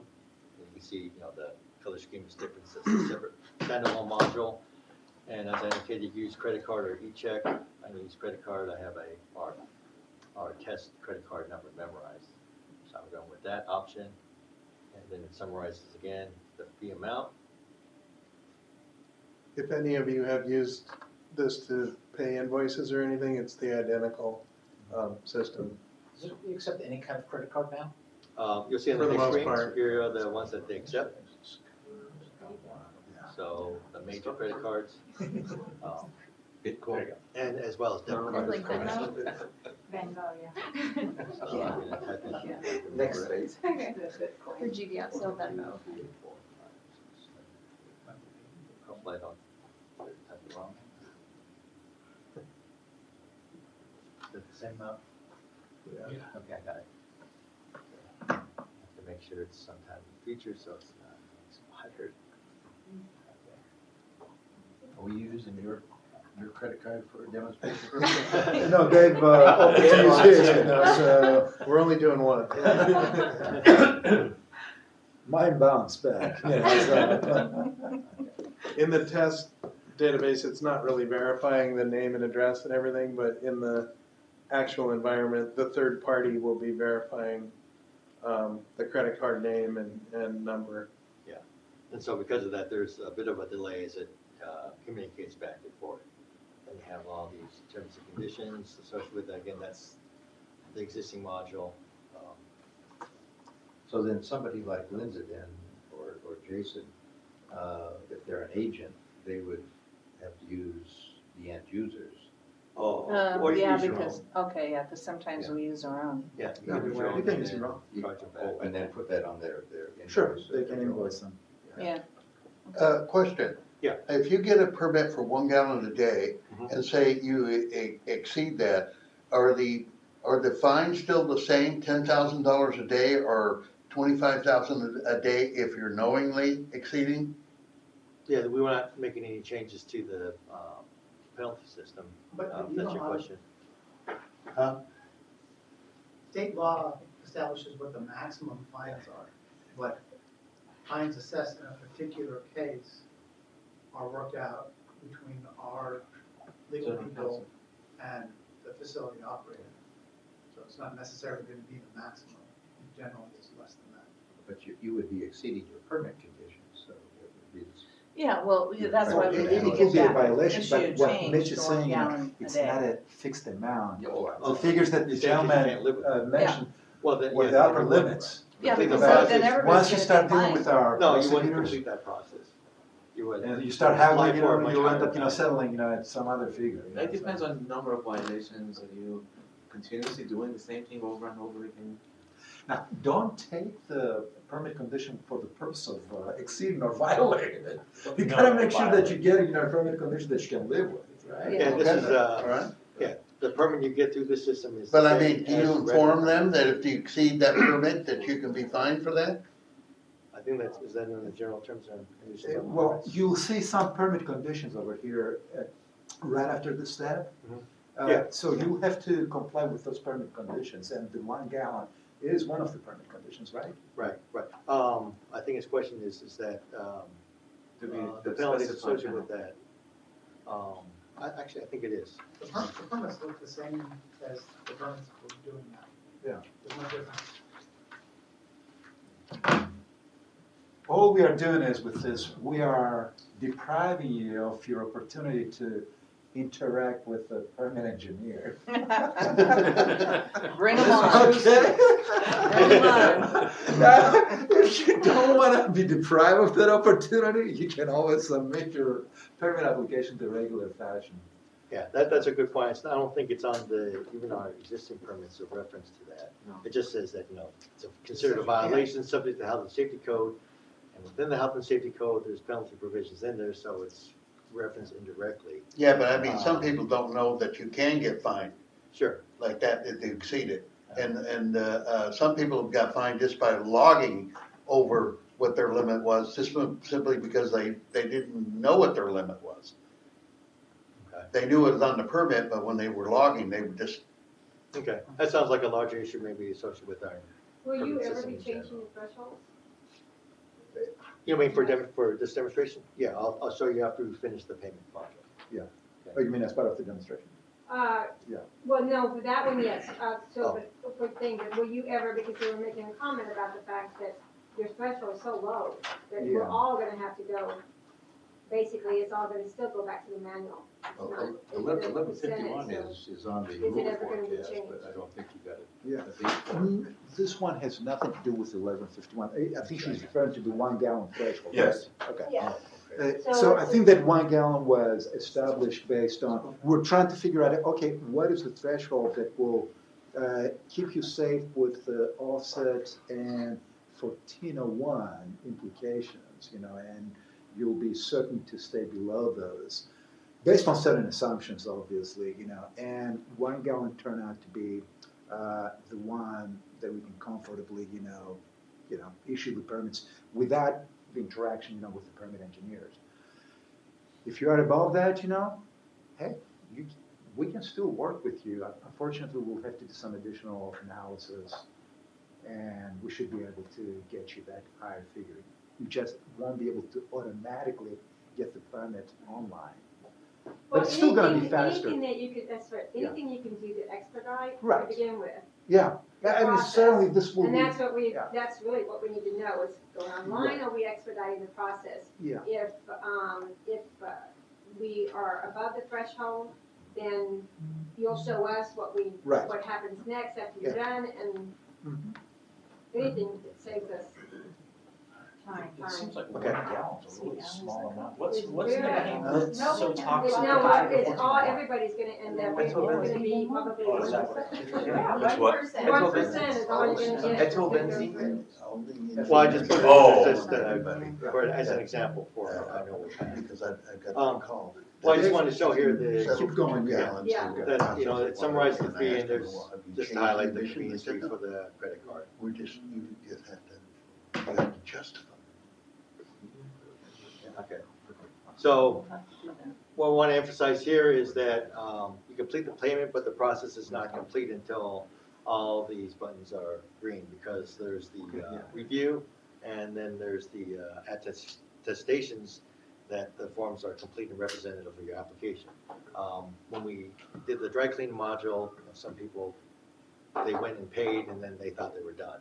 I just want to emphasize that there's a couple of additional steps here, as indicated by these instructions that we also put in here. Here you see the expedited processing fee. You had asked about that. Right now, it's disabled because you haven't completed the review to see if you can get the permit online. If at some point you find that you cannot, then this will be active, and then you can activate the expedited processing, pay for that, and file online. So we'll go to the next. But you screen wouldn't here. need the expedited process if No. it was. Right. For this. Right, That that's is why going it's to- disabled. Unless you guys wanted It's usually a few minutes to get the permit online. So here's where the evaluation screen comes in with all the rules, and you see they're all green. And if you want to see an explanation for why the system believes that compliance has been demonstrated, then it gives a description here. This is the public noticing one. The C2 is based on emissions thresholds. Because we're going with the 1 gallon a day, the emissions are lower than those thresholds, which is part of the reason why we picked a kind of a lower usage threshold. In this case, this is the one that's triggered by proximity to school. I picked a location that's not close to school, so then it's compliant here. I didn't go through this before. I modified to show what a non-compliant or not verified compliance might look like. So it does that rule evaluation, and it also does a calculation for the emissions. And you can review the summary of the emissions that come from the information that was provided. maximum criteria and then all these other ones. Natural gas combustion. Is there a emissions. report that you could print out that has all that information on one page?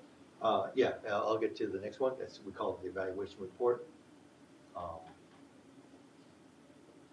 And then this penultimate screen, I'll say, covers the sample permit as it would be issued with the information that was provided. So you just have the equipment description and the permit conditions tied in here. And then here is where you can see the evaluation report.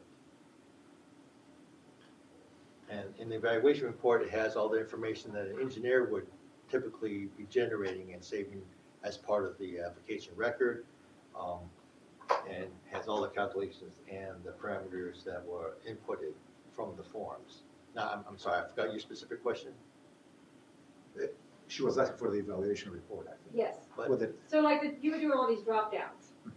Okay, so is that the report? Yeah, there it is. Yeah. So basically, is there's a way that they can, because right there you have the screens, you have to drop it down to read it. So there's Right. actually a report that they can create.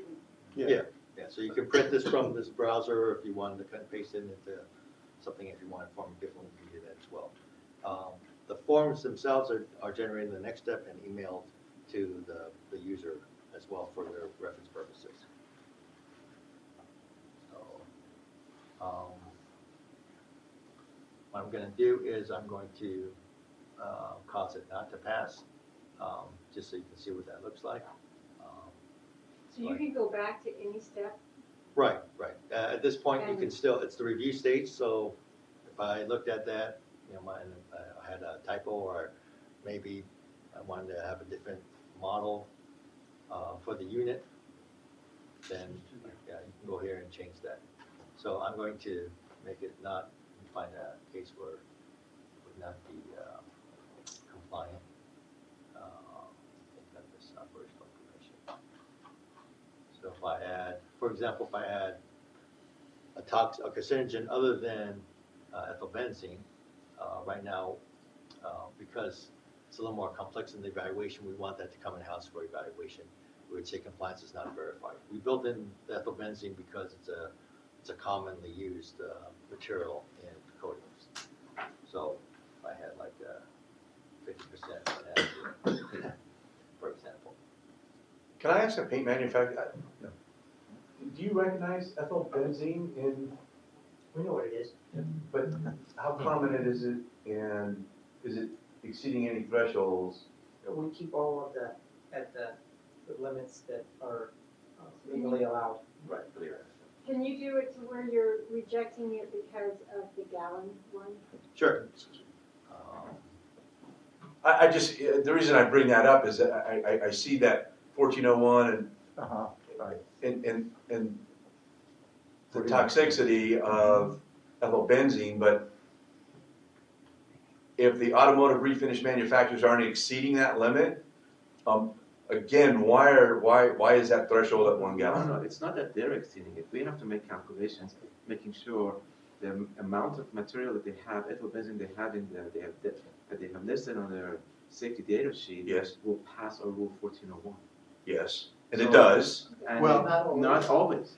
It's a function of the concentration times the usage. The usage. And And the proximity. And the And the proximity. So it's so a we've very got three different variables case. there. So we gotta log some of those variables so that there's certainty, you know, that people But the are not concentration gonna. percentage is gonna be the same whether, Right. no matter how much. But in other words, Right. someone that's out in the middle of nowhere could most likely use more ethylbenzene or emit more ethylbenzene than someone that's right next to a residential neighborhood. That's the third variable. So the question is, maybe, never mind, I'm not gonna ask the question, but you'll be. Yeah, I just, we're here because we're excited about expediting the permitting process. And within the first 30 minutes of this meeting, you blew it right open. There's no one in this room that is gonna meet your requirements with a 1 gallon threshold. It's not gonna happen. Well, we sort of disagree because we're issuing permits. Don't with sort one of gallon. disagree. Okay. You can't Absolutely sort of disagree. Okay, well, we disagree because we're issuing permits with 1 gallon or less.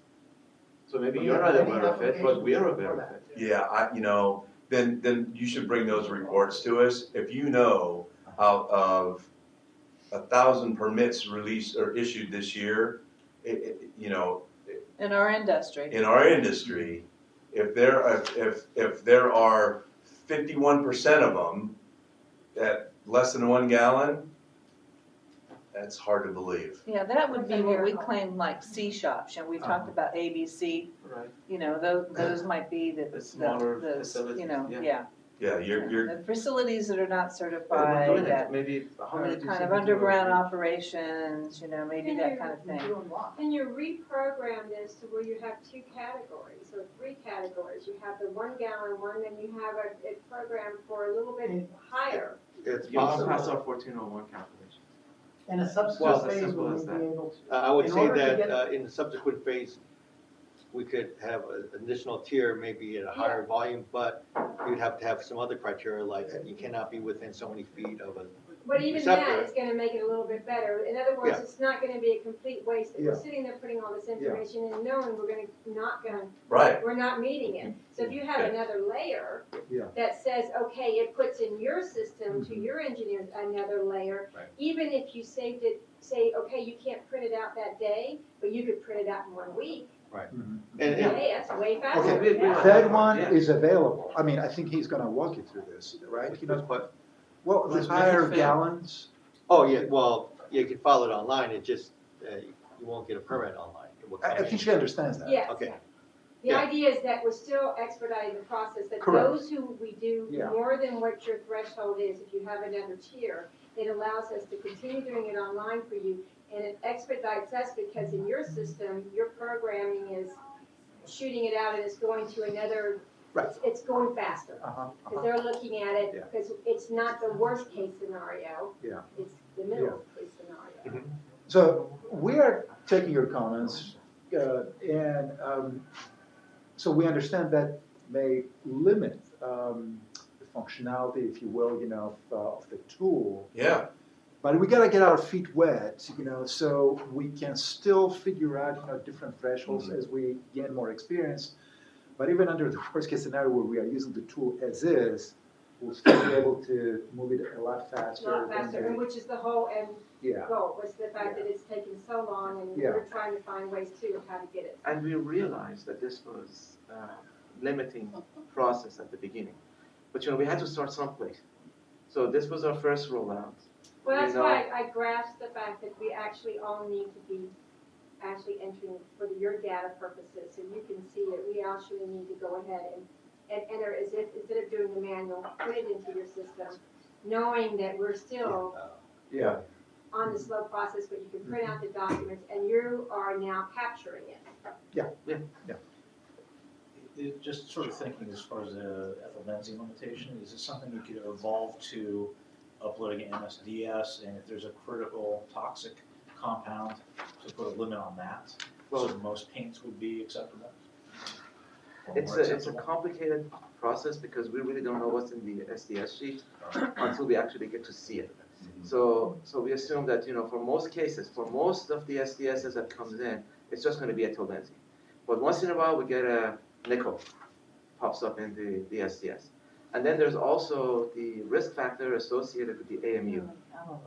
So we had to also take into consideration for for putting the limits on there. So Using worst right, case so we, scenario. so it was the worst case Yeah, I don't know scenario. if that So we would be figured out, updated if because nothing we else, started those this will a help long time the ago. really small users, so they can, and that's a lot of time the smaller facilities that they need the permit right away, versus the larger facilities that they have the assistance of the consultants and the agents.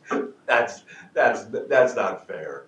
Well, the reality of it is this, the people that are applying for a gallon a day are either getting misguided improperly by the agent, or the jobber, or they can't do the math, because Yeah, it's a that job 1 a lot gallon of a day, times. with any typical body shop, they blow it out right out the door. I mean, we're talking about a 3-person operation at a gallon a day. Is that? Not even Not Two people? even, yeah, You know what I mean? One Yeah. bodyman, one painter? yeah.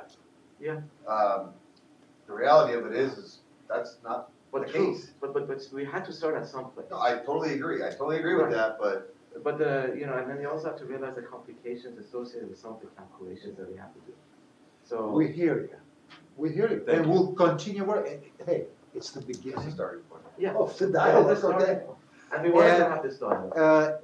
And we gotta put our heads together. I mean, this lady, suggested, well, maybe we have 2 or 3 different tiers, so. So even if it saves us a couple weeks Yeah, or whatever. by maybe that's the year, way to go, so. But still, we don't want to wait, we don't want perfection to be the enemy of the good here, so. Well, I if- think the key word, which you guys said, that it wasn't in the conversation, this is a Whatever beta that test, number guys. is, that are either And we are knowingly the- or and unwittingly we are leaving the- themselves open Yeah. for a violation. That's right, that's right. Yeah. And in this room today, you have a good cross-section Yes. of people that are feet on the street in the whole Southern California Air Quality Management District. And that's really valuable information. So what we tell you is really, Yeah. it's true. Right, and and the information that we're also saying is true. I mean, we're issuing the permits with the limits that we're giving to them, and they would double check, triple check with them. I don't think they're mutually exclusive. Right, I mean, but we're here to clearly, work with everybody. Yeah. so, No, I, You know, part of the concept that I hope comes across is that if we want to, expand the thresholds, there is a accompanying additional criteria that may need to come into play when we talk about like hours of operation. If it's less than our assumptions, then it could trigger a need for meters, which you say that is no problem, which is good feedback for us. If there's a desire to have more than a gallon, which sounds pretty consensus, then there might be an additional screening threshold that says, well, you can't be within so many feet of a receptor that's going to trigger a toxic risk evaluation requirement. So there's a trade-off there. Let me ask the IT expert Yes. over here. You're talking about phase 1, phase 2, or step 1, step 2 of this process, and Lockie keeps saying it's an iterative process. We've had terrible experience with the staff on 1147. That was supposed to be expedited. We're in year 7 now. When you've heard some changes being proposed, what we think are legitimate changes here. What do you envision as step 2 or step 3 in changing this model? How long a period of time? From my perspective, obviously, any changes that we have to make to this application is going to require, analysis with our engineering division and making sure that we get all the proper requirements, all the thresholds, all the emission calculations that we need to input in the application. Once we get those requirements, and that's going to require some talk between them and you and all the people to give them input to agree on a proper requirements. After that is done, usually any implementation, and depending obviously on funding and whatever else, we take that requirements, we go back, we evaluate what's it going to take, depending on what kind of changes we're going to make to the application. I can't give you an exact amount of time that tells you, 6 months or a year or 2 months or 1 week. It'll depend on specifically what the changes that you need to make. But all I can tell you is, as of right now, all of the base changes, all the base for issuing your permit online are already set up in motion. So changes are going to be much faster than any other process. It's not a new process anymore. So it'll be much faster to go through. I wish I could give you a specific time. I can't. And maybe it is engineering, because you're the Yeah. you're the end of the line. Right. And the important thing is,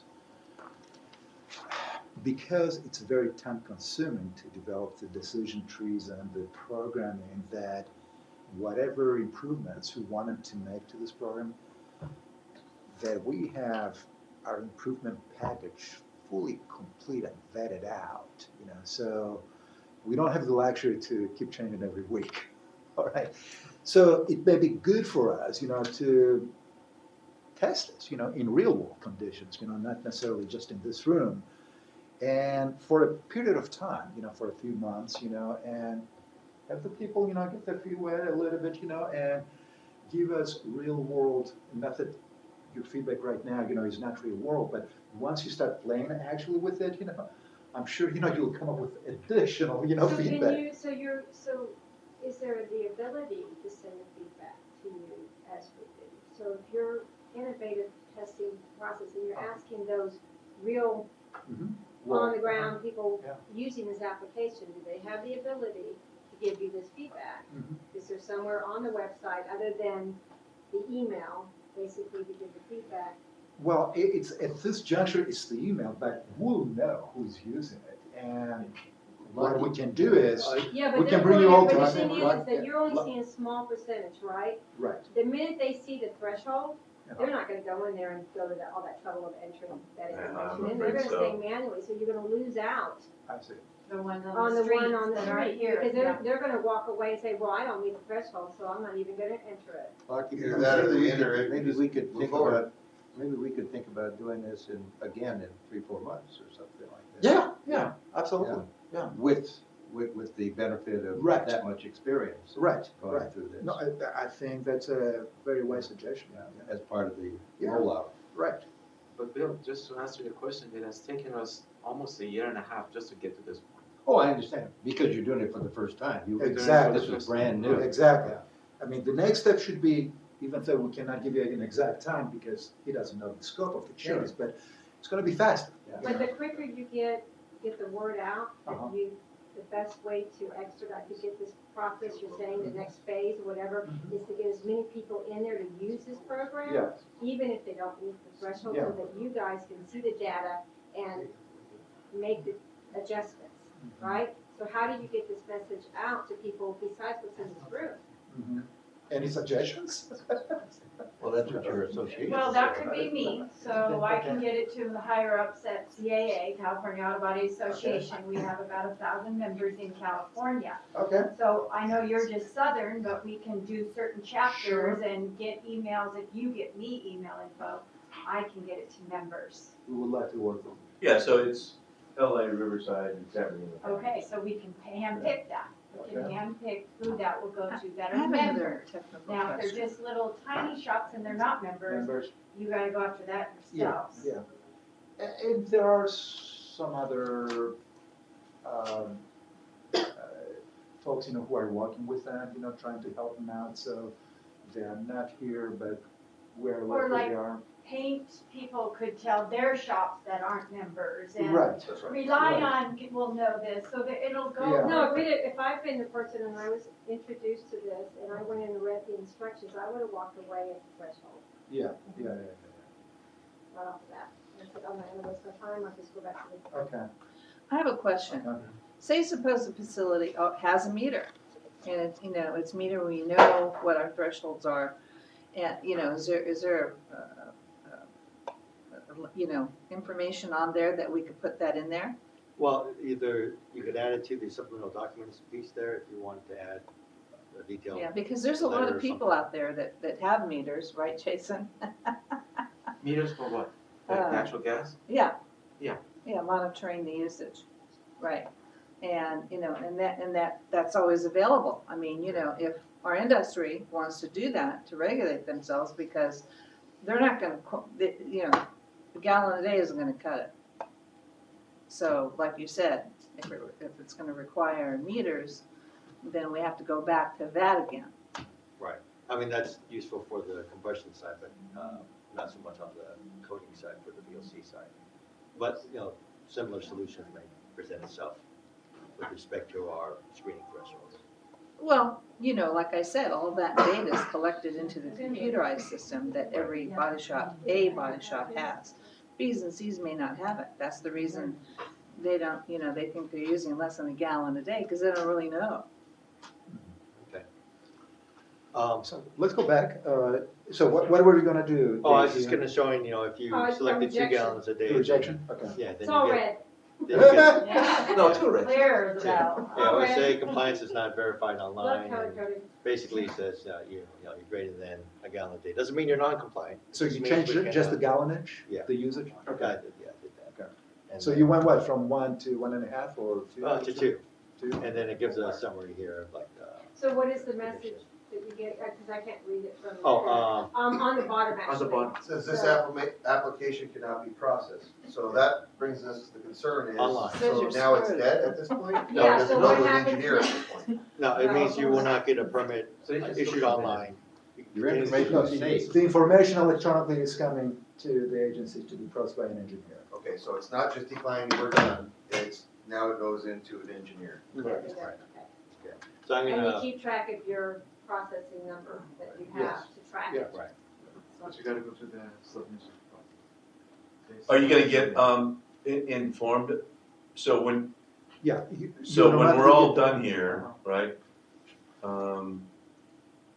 What kind of a message will we be given Okay. to say that? Good question. So if it doesn't go through, you are getting that message, okay, that in red, the one that he just Yes. read. So what happens if the application goes through? I think that's what he's asking. Then it gets Then you received. take- Well, let's do both scenarios. So at this point, we just got a notice at the bottom there that says, this application cannot be Processed online. Yeah. Can Does you it, still pay? Yeah, You've well, already We've already paid. Okay, so You get the money first. first. Got it. You're committed. So you've already, okay, so actually you're getting that message Yes. after you paid, not as you're in the process and you know you have not, like, we've already clicked one and you're going to the next level. It's not telling you then that you're not making it. You actually have to go to the very end. And then Yeah. the red will show up. Yep. And then, yeah, then you're gonna be pissed. put that in the instructions, And all it takes, guys, all it takes is one shop owner to be pissed, to tell another shop owner, to tell another Yeah. shop owner, and then this whole process, a year and a half you've been doing, you're not gonna get your feedback because they don't meet the threshold. think They don't wanna get paying something Maybe they we ought can't. to spell it out up in front, when, Yeah. in the What- instructions, what the limitations are, that, Yeah. you should be able to go through if you are ready to accept a 1 gallon per day limit. If not, you can still proceed, electronically and stuff, Right, but, yeah, very, very something beginning, because you information. don't want them coming around and then talking to each other and then you. How many shop owners are actually applying for their own permits? Well, one thing I is. guess a lot, because you don't know that there's that many 1 gallon thresholds that they have. Well, remember that prior to payment, you actually see all the supplemental documentation. So if you failed, it'll tell you then. That's what I was asking, so you're failing along the way before you pay your. Because the supplemental Yeah. documents are It already shows up done. red. Yeah, so the red doesn't show up, because I was Oh, asking, is the red showing up Oh, okay. No, as you're going along, or is the red showing up As after you you go, pay? as you Okay, go along. never For mind. some known cases, it will present you and indicate that it will have to come in-house. For example, if you indicate that you have a NOV, it's gonna tell you right away, well, then you won't get the permit online, but please continue to submit So online. do you have a marketing department?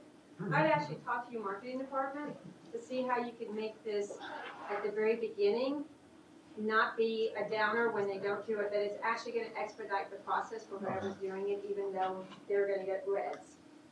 How you put it on that front page, because you're not talking to, analytical or people who, we understand. yeah, so I'd get somebody up there at the very front telling them, it's okay to have Okay. red. Uh-huh. You're still going faster. Okay, I see what you're getting. And I guess in the follow-up to Gene's earlier question, you failed. Right. Now, what's the process for getting back to Gene and saying, okay, on Thursday, you submitted the application and here's the reason why you failed. Please call 1-800-SMOG or ask for Mr. let us know, Thompson or up to this point, your application has been received. Right. Your data is live, you will now have to follow this process. Yes. Right? The email will be Separate. generated and Yeah. sent to the Yeah. the addresses that you input at the beginning. Because right now, that just kind of leaves you hanging. That's not the end No, of the not this warrant. one. This That's is not just the a end. really. No, I know. What is the message at the But very what's bottom the follow-up? says? See, No, that's what. right, this one is No, gonna when give you you permit. fail. When you failed, it Yeah, I was gotta that, go back that, and We that haven't gotten to box. it yet, because we're talking about it. I can go back and fail it. Well, no, let's just finish this up and Okay, then go we'll just fail. finish, okay. We have another one. Because we need to wait. Right, we're past the 2 hour mark. Yeah, and there's another meeting, I think, coming up here, but let's finish the process, that's Okay. okay. So go to the top first. I'm sorry? Go back to the top. Because there's a big giant red. No, there's, yeah, where's the permit? That box that says, please read carefully. Oh, okay. Oh, but that's after payment, I think the Yes. one was before payment. I know.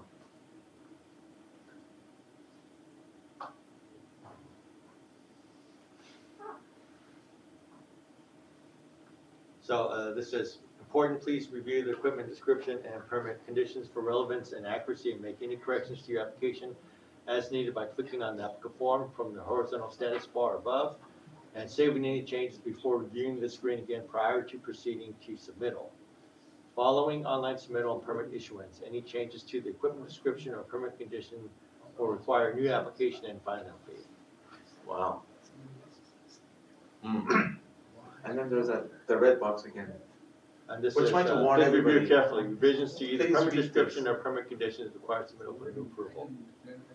The reason for that is since the system is actually issuing a valid permit. Right. Once the permit is issued, a change to it is a amendment or a modification to that permit. Yeah, that'll probably be a little bolder, a little larger font. Yeah, well, we do have a couple other warnings. This was the first one. Yeah, that's the first one. I like the red.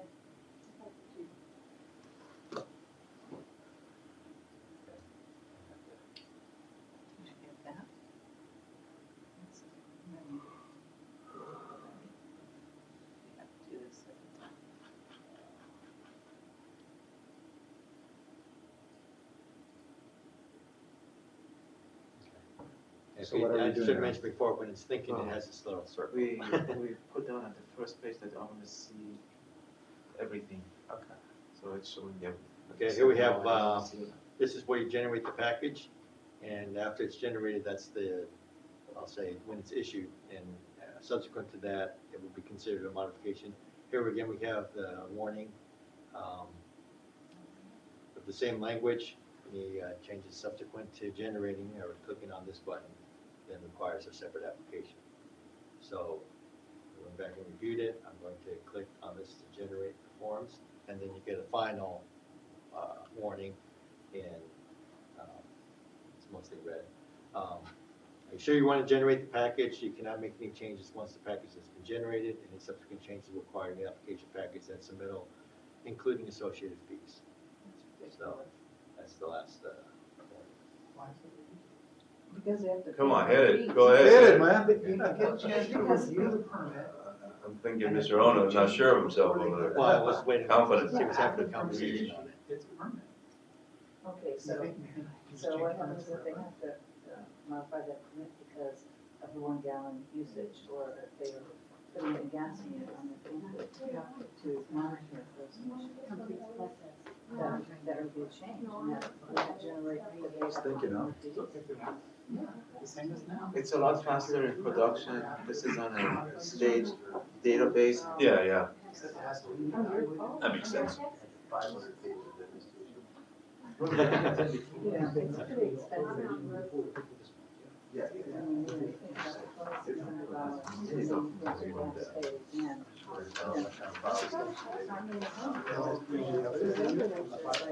All right, so let's finish generating. Okay, guys, we're at the tail end of it. Okay. So then you continue to submit, and it will then show the generated forms that you'll have to review and confirm that they're the appropriate information. Why would it trigger?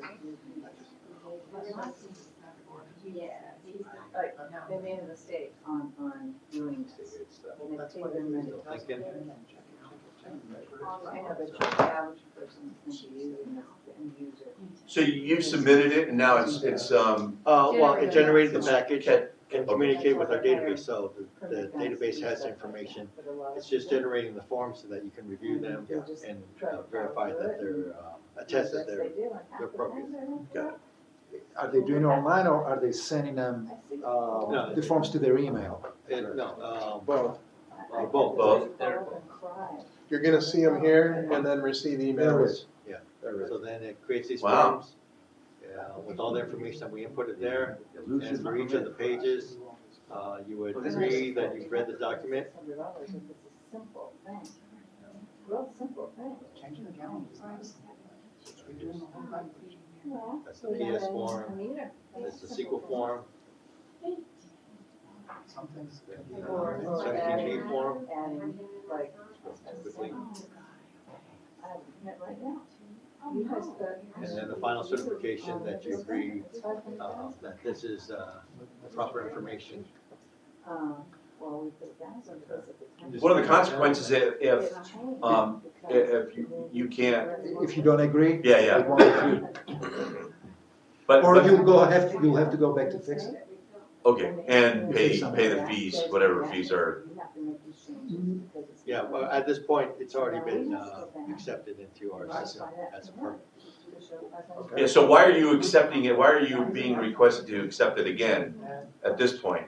My understanding is a legal obligation to verify that, this is in fact, that you are the one that's going to submit it. So you recognize legally that I got you it. created this and. This is in lieu of your wet signatures. Yeah, I got it. Oh, I got it. Yeah. Okay. 80% of them come out Okay, so then we submit it. There's a little more Submit thinking. it? Oh, yeah. Yeah, so the circle spins Yes, yeah, right, sometimes I do. and stays, it's a little bit slower. Absolutely, you gotta keep the customer happy. No, you go to that question. No. Okay. All right. Jason, what do we need? So then here it's completed. Well, 2.5 gallons a day? Yeah, I was minimum 2. So my question is, I put it out there, I've said it in my pocket, but what's to stop me from applying for a gallon a day, get my permit, get my booth built, and then apply And for there was no stipulations. You would just have, Would they it'd be a say subsequent, nothing? would be a What'd you say? modification. Well, no, you can apply for a modification to your permit. But you better not spray more than a gallon a day until you get the new one. Well, but I think I understand his question. You just want to start with the construction. Start with the construction. Get in. Get it going. Can do. How long does it take to get the add-on? And then I keep calling. Huh? regardless, you're in compliance at that point, so you've already applied for your application before. Yeah. That's on them. Did I just tell you how much I like how your brain works? It's the shortcut you were looking for. Yes. Okay, so pay attention to the Okay. emails. Let's go through here. So you're going to. So, yeah, this is the email that I registered with. You see there was a few messages that you get along the way. When you first register, it asks for the confirmation. Then when you start the process, you get an email. When you pay, you get an email on that. When it generates the report, you get an email on that. After you attest to it, then you get another email.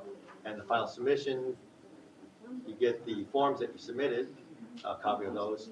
And then after a few minutes, then the permit will come through. Since the permit hasn't come through yet, I'm just going to show that the forms, these are the ones that are emailed to you. And then you can review them. And you can save these for your records, like all the 400 forms. And then we're still. And then. Okay, and so here's the permit. So then the permit comes through as a PDF to the email. Oh, good. account.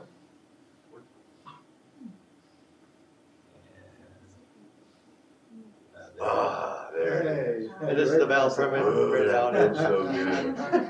posted on the permit report, available. If it wasn't only for the 1 gallon. Precious. In 1 hour, you are the proud owner of that permit. Yeah.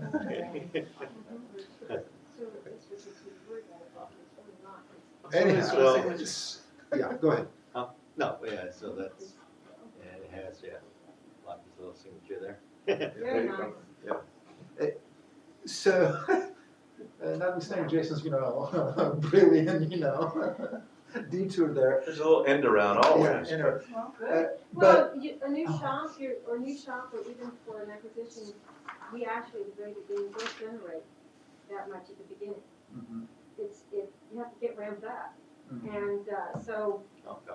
beat the system. It's Yeah. getting us in the system, and as we modify, actually, we're not breaking the rules, because a new shop is, by the time you guys get the Yeah. modifications back, they will be doing. Yeah. And I'm not suggesting that you should break this. Yeah, But, right. I will suggest, use it regardless. If you are below 1 gallon, no problem, you'll get it in 1 hour. We'll go a lot faster probably, at your shop, compared to our situation here. If you're above 1 gallon, let's try the scenario. Let's send it back, send it back. It's gonna be coming to the agency anyhow. And let's see how long that is Do gonna you take. have a tracking system for? Hey, the we're ones- gonna be tracking them all individually. So you'll Until we pretty have a much be pretty able good to tell- understanding how this works. I mean, this is the only way to make the improvements. We've gotta be following each and every one of them, so that there are some lessons to be learned there from each and every So the other experience. question is how long will phase 2 come where you get to do the change of ownership? Let's do this thing. One step at Well, a time. that's it. Let's That's figure out how it. to walk before we Yeah. start sprinting. Because that's another part that Yeah. gets delayed as Yeah. well, and it Yeah. takes a while, Yeah. so, Yeah, so they should. And what's your online time? Go live time? This? Yeah. This we can go live right away. So you, Tomorrow if we want. so you, okay. We wanna go, to be frank with you, Yeah. yeah. So it'll be, I apologize if I insulted you by saying, I don't believe that there are. Gene, So- we've been working so- with you long enough, we yeah. know, don't worry about it, no apologies are needed. So, but it would be interesting at this point, especially if we can get the message out to these permittees, to continue with the online application, even though you don't meet the criteria. That way, you can benefit from that information by saying, oh, well, look at all these defaults Yeah. compared to those that were able to continue, right? And let's see if that threshold needs to be changed. Right, and I think as we get more experience, we'll figure out a way, I mean, this lady, and I forgot, I'm sorry. I'm Dorothy. Dorothy. Caliber Yes, Collegiate, all right. Dorothy. I Caliber, mean, Calibrate. if we can figure out some other distance parameters versus concentrations that we can fix, we may be okay, able to We're all in this together. Yeah, I mean, yeah. it's a group. float that 1 gallon a little bit higher. But we just don't have all that information. So, I mean, I wish I could tell you, we know what the silver bullet is. We don't. So, but as we get a little more experience, we may be able to figure something out. Maybe have That's the 2 or 3 answer right different there. permutations like the ones that you were Isn't describing. that the answer right there? It's So- already, So, one step at a time. So that's what we have, guys. Thank you very much for investing Thank you. your few hours this Thursday with us. And we are going to do this again a few months from now with the same group. But if you want us to come out, and present, to different meetings, associations, or if you want us to repeat this thing in a more intimate environment, perhaps with a different group, we're more than willing to do Or even that. training sessions, if you Some want training us to come sessions, with us, yeah. we can go through every screen, explain every screen in more detail, and. You guys need some data, I could have my office apply online. Yeah. See how it goes? If Yeah. you want, we can You wanna come do to it? your office Yeah, and then we Hey, can check it. and we'll come to your office if you want. That's fine. If you want us. I mean, we can go on the site and log in. Yeah, hey, absolutely. I won't tell my guy anything, I'll just let him start from scratch. Yeah. That's it. We can be there. We can be sitting right I next just to you. submitted one last week, so I can just use that application. On beta. If you already submitted, let's not do this. No. The beta will be real application. If you want me to do a new one, then Yeah, let's I'll do give it. you But, one. yeah, it's gotta be, The new real we want it to be real. And then. We want to give you the real permit. Right, and I think something that maybe we missed explaining was that the emails go to 3 different people. The person who has applied, the contact person, and the responsible official. So we're sending those emails, all those emails to 3 different individuals. So that everybody knows that what is being done online. And what we are going to do is we are going to put a short, perhaps press release together. Maybe you guys can take that, and you can use some of those messages and send it to your association members. No, I haven't. She's the woman you want to talk to on that one. Yeah, On yeah. getting your connections. Right. And Right. mine was just that because we're working as a team to make this more Okay. efficient, I didn't want other people to turn away, because our reaction was exactly what he was saying. That was my reaction too, was we can't even qualify, so we're gonna immediately get rejected, so where's the benefit? Yeah. And we wanna help you, because it helps all of us too, and we don't want other people who are going in and turning and get turned away and have that reaction, and they're not having the opportunity to have this feedback. Right. No, we truly appreciate that. Oh, Joe had a good excuse. Somebody wanted to sell him another. Okay. One last comment for those of you who live and die by your phone and tablet. I'd like to let you know from the systematic point of view, this application can conform, and you can pull it up on your phone and do all the stuff on the work on. The forms will conform accordingly to the phone and tablet.